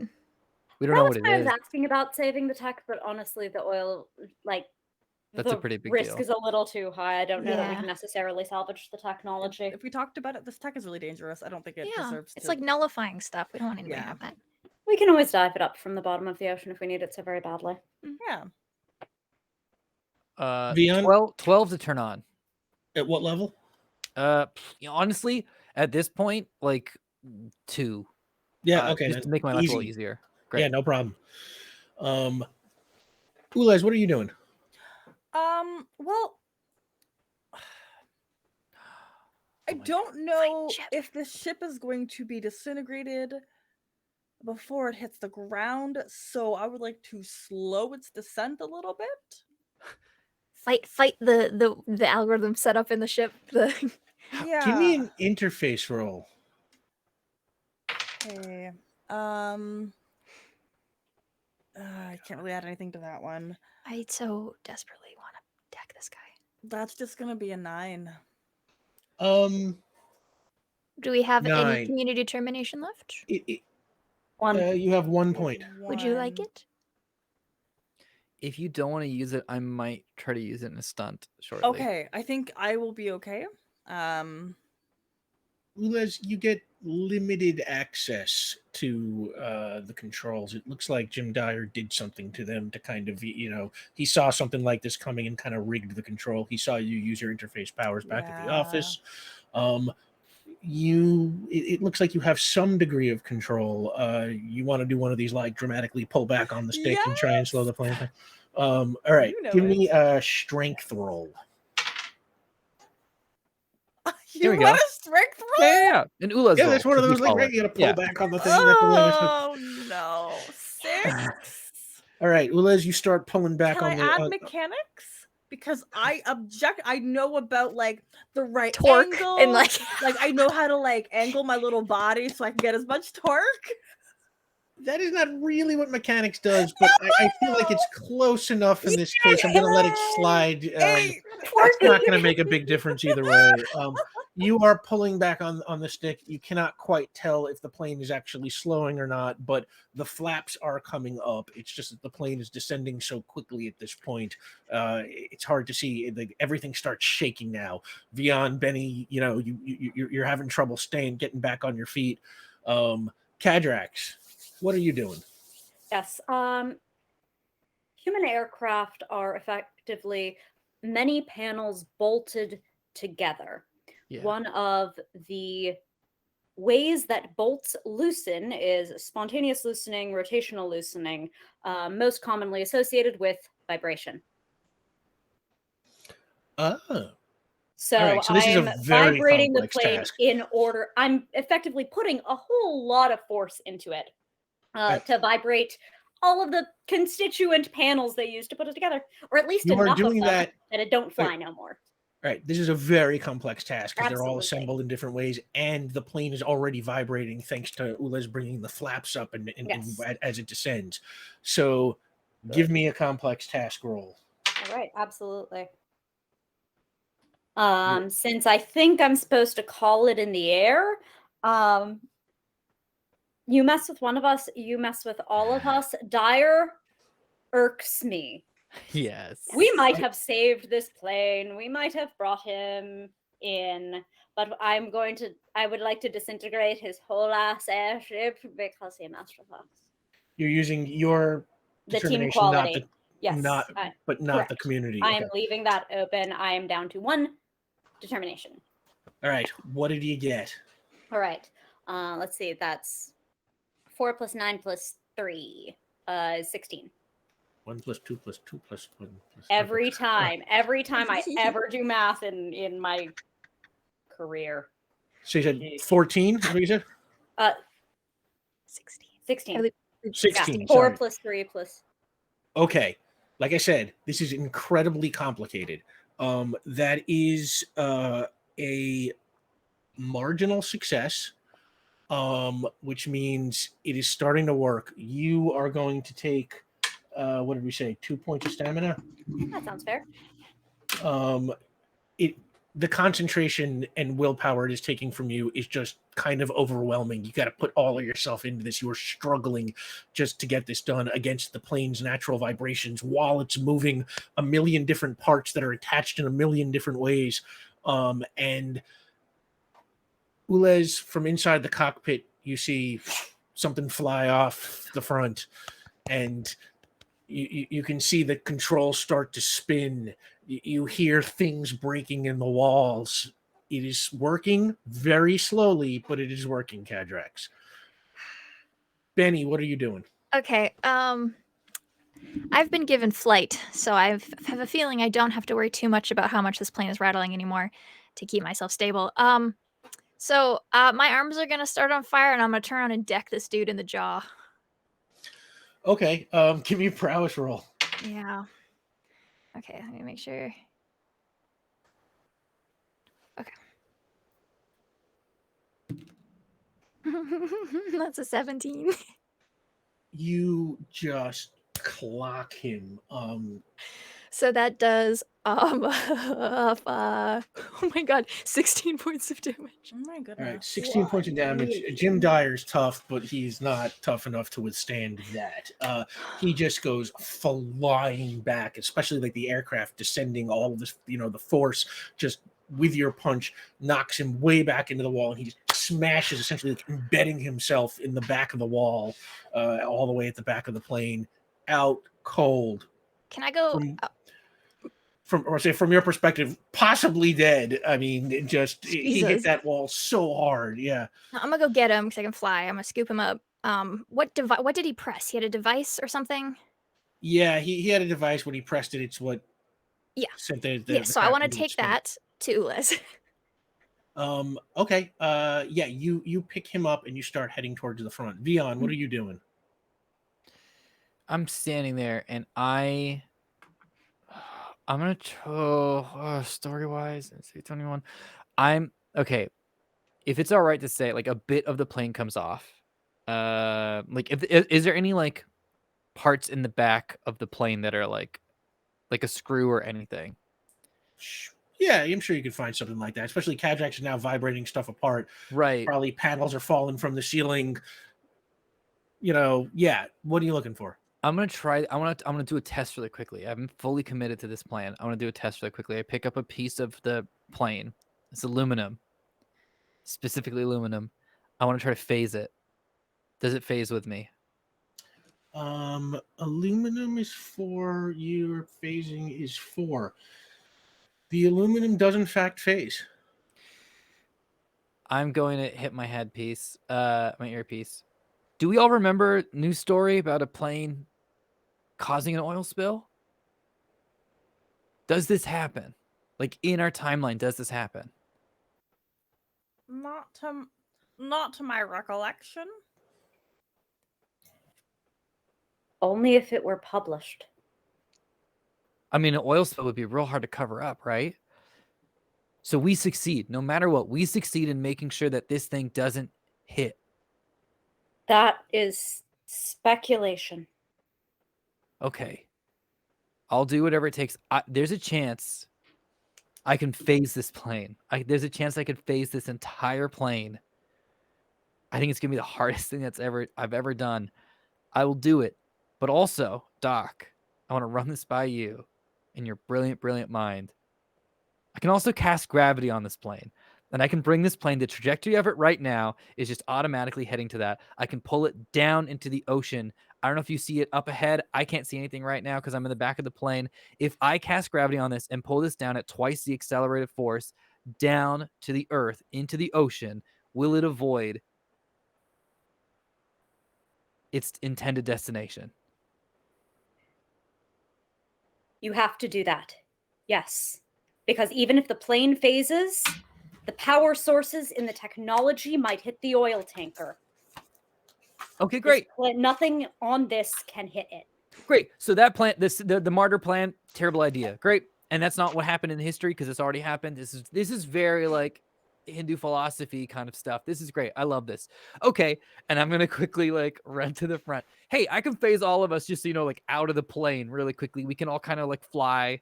And then I can cast gravity on this plane and try to just pull it down. So at the very least it misses and goes into the ocean. That is a lot. Are you prepared?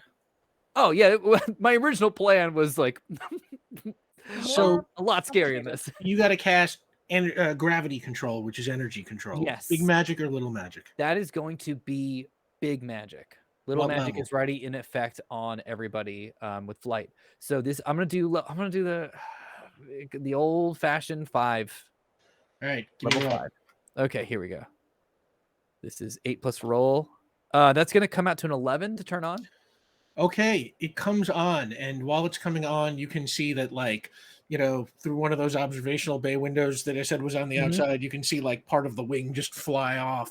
The tail is starting to hang. Like Kajak is disintegrating the plane. It is just bit by bit just falling apart. Okay. As I'm casting this and it's shaking. Just like I use my flight to I follow Benny's example, and I kind of like fly to the front and I hold out my arms for everyone to latch on so we can all phase. No matter what, let's phase. So if any shrapnel, it'll just go through us. Was that little remote thing? Was it like a one use? It's dead now. Like there's nothing else. Oh yeah, you were bringing it. I brought Oola's. it to Oola's. Yeah. Oola's. I'm gonna say that essentially it's like it's a trigger, but it can't undo it. Just wanted to make sure. No, especially now that the plane is not functioning, redirecting it is not. Yes. Yeah, good point. All right, so now this is gonna be 7 plus roll, but I'm casting it at 5. If you ever needed it, here it is, right there. That's the best I can do. So that's 13. Spookiest number. 13. Happy birthday, Taylor Swift. Okay. You're all phased. Yeah, yeah. Mhm. Because Okay. this plane's about to go down. Yes.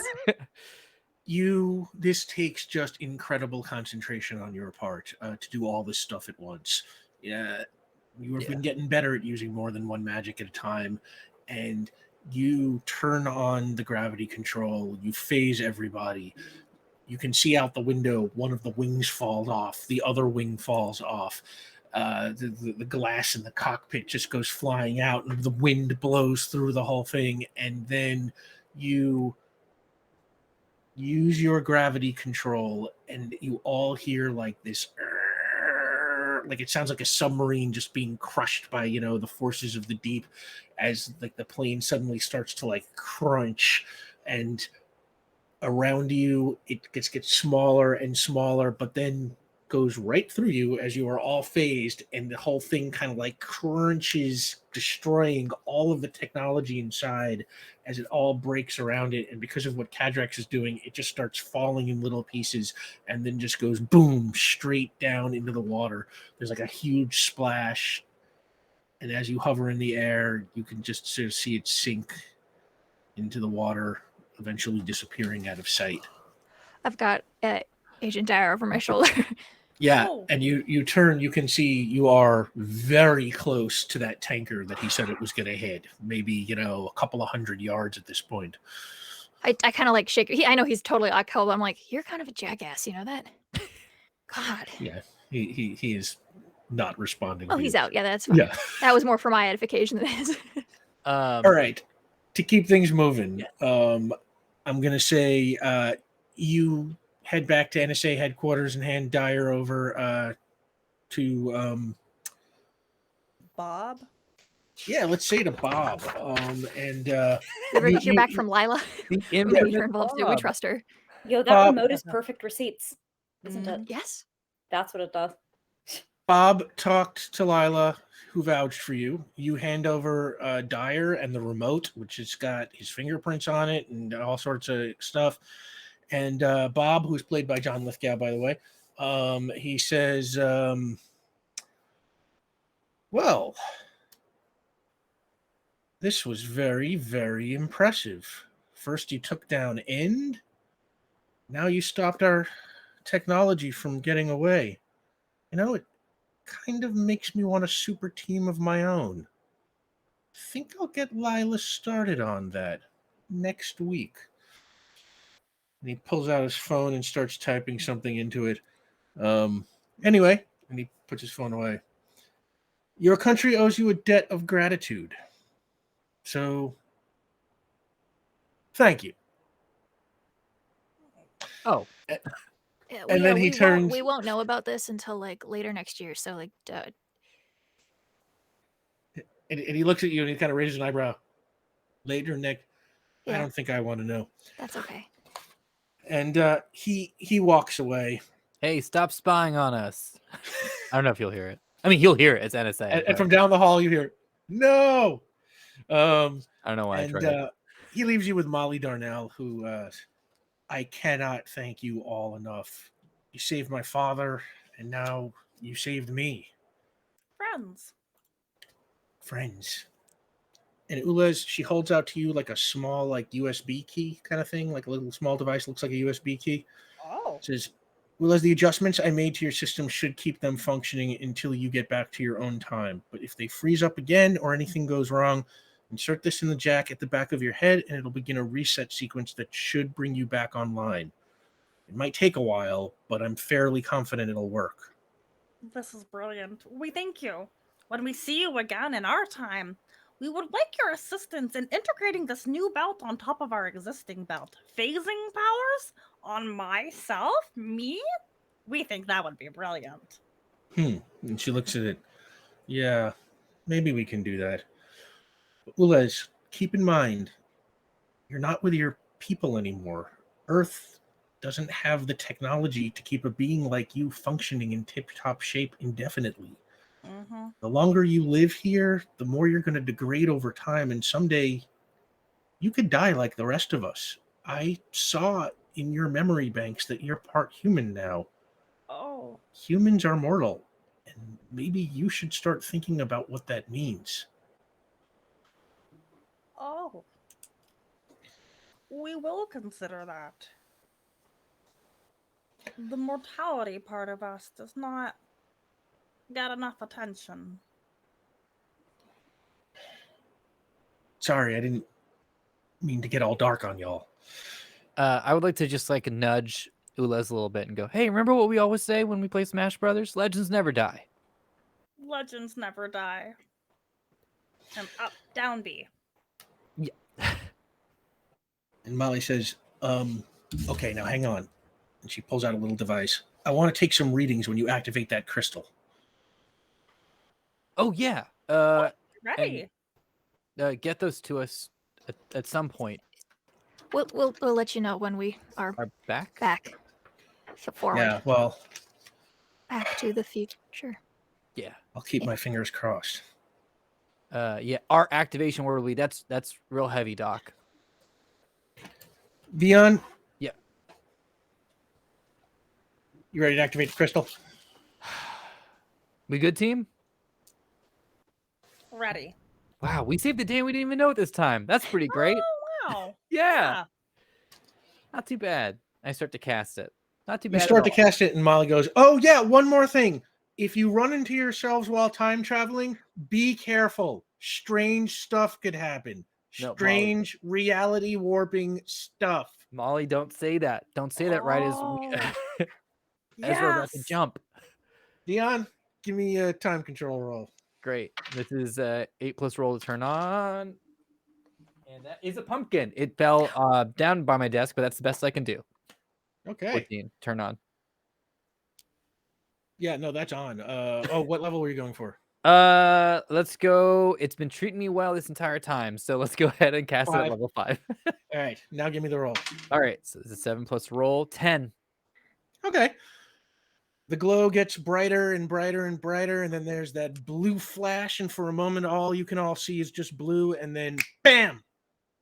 When the blue light fades, you find yourself standing in a narrow alley between two very tall buildings.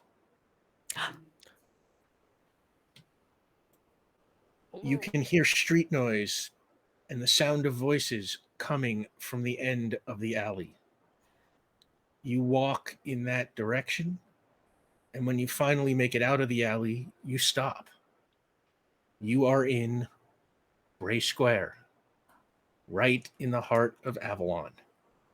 But it is not the Bray Square you know. Oh, no. There's no Prefecto building. There's no Leland Cypress Tower. In fact, all the buildings are a little smaller. The streets are filled with a mix of horse-drawn carriages and what would seem to you to be old classic Fords and Duesenbergs and Mercedes-Benzes and things like that. All the clothes worn by people on the streets, and would tell those of you who would recognize such things that you've landed, you would guess, somewhere in the 1930s. And as you take it all in, we will see you next week. No, I'm sorry. We will see you in 2 weeks. Yeah, Power Play is off next week. We will be back here in 2 weeks on what I believe is the 20th. Thank you so much, everybody, for doing my little James Bond superhero spy thing. We were the Incredibles. We were Incredibles 2. No, we were Incredibles 1, the plane. The plane is extremely first act of Incredibles 1. Mm-hmm. So we're way over. Real quick, go around the table. Let the people know where they can find you, starting with Sam Lev. Planes in Pieces. Hi, I'm Sam DeLove, role-playing performer, variety streamer, and destroyer of aircraft. You can find me doing injustice to aerial vehicles, which also, Caitlin, given pre-show, aerial vehicle, consider. You can find all that on my Twitch schedule, twitch.tv/Delevely, DELEVELY, and all of my one-offs at Tchaikovsky, CHAIKOVSKY. Please check out the show freaking premiere of Barony of Olives here on QueueTimes tomorrow night, 6 p.m. Pacific time. It's the thing we've all wanted to do for years, and then we started a whole bullshit corporation so that we could do stuff that we wanted to do, and here we're doing it. And it starts tomorrow. Please catch it. Thank you. Omar Najam. Hey everyone, I'm Omar Najam. You can find me at Omar Najam on Twitter. Also, I just got we're announcing a show Bainsbreak over at Pixel Circus. The cast is being slowly rolled out, and that includes me. I'm playing a little Tabaxi boy, so tune in for that when that premieres. And also check out our Discord for this show because a lot of incredibly talented, amazing folks are posting poetry. We're going to be sharing quite a bit over the next couple weeks here. And as well as some origin stories for some villains, and our wonderful friend Liz. They are doing these incredible dramatic readings. So please check all of that out. This is just the absolute best show. This is the best community. Everyone's so creative and wonderful. I feel like week to week, Port Ruby still lives because we get to do all this creative stuff in the Discord. So check us out there. And also, Liz, I hope you're feeling better. And that's it. Yeah. Yeah, Liz, feel better. Caitlin Bruder. I love to threaten people while on fire. I'm Caitlin Bruder. You can find me on Twitter at KKAMABR for all the things that I'm doing. Wednesdays, 6 p.m. Pacific, over on twitch.tv/Rule of Lore for Infinite Horizon, our Cypher game, super fun. And my coffee is up. There's some sneak peeks and some process videos that I just put up this week. And so I'll show you after the show. So you can check it out. I'm trying to post some more stuff in there regularly, so you'll get sneak peeks on things that I have drawn before they go elsewhere. So where can we find your coffee? What's your coffee? Oh, it's coffee. It's Bruder Caitlin, I believe. So BRUDERKAITLIN on coffee. It is the greatest thing. Just so you know, it's my favorite subscription service. You should be getting your letter hopefully soon. I sent it like 2 days late, but there's more confetti, and I'm not sorry about that. I have so much confetti. That did go everywhere last time. Good. I'm glad. And B. Zelda. Hey, I guess I'm the universe's best detective. If you are so inclined, you can follow me on Twitter as @B_Zelda. I'm a podcaster, streamer, and community manager for D&D Adventurers League, as well as I'm kind of starting to try and use my TikTok. So if you ever want to find out what it looks like for me to put on this Oola as a face, give me a follow as B Zelda.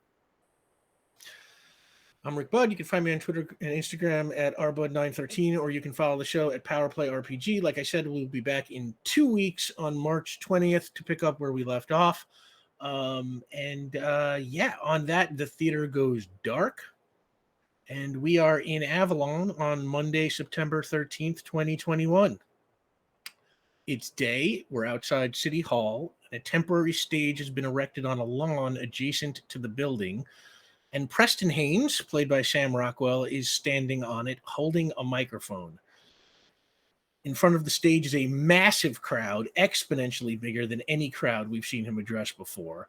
They're holding signs that say things like Haynes for mayor and arrest Carter, and they are a bit unruly. And Haynes says, Rona Carter is finally afraid because she knows I'm going to be Port Ruby's next mayor. And when I am, she's going to jail. And the crowd roars. And he continues, in fact, she's in this building right now, terrified to face me, probably hiding under a desk.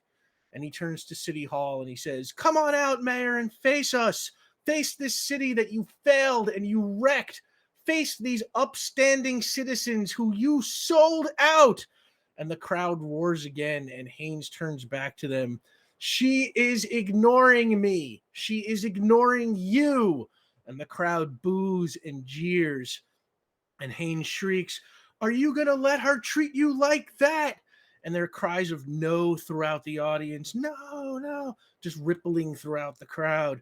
And Haynes yells at them, well, I say don't. I say, take the fight to her and make your voices heard. And on that, the campaign signs and flags are thrown to the ground as the crowd turns into an angry mob and rushes the gates of City Hall. Security guards try to block the entrance, but there are just way too many people. The mob crashes through the doors and the windows, screaming for Rona Carter as we cut to black. Thanks for playing with us.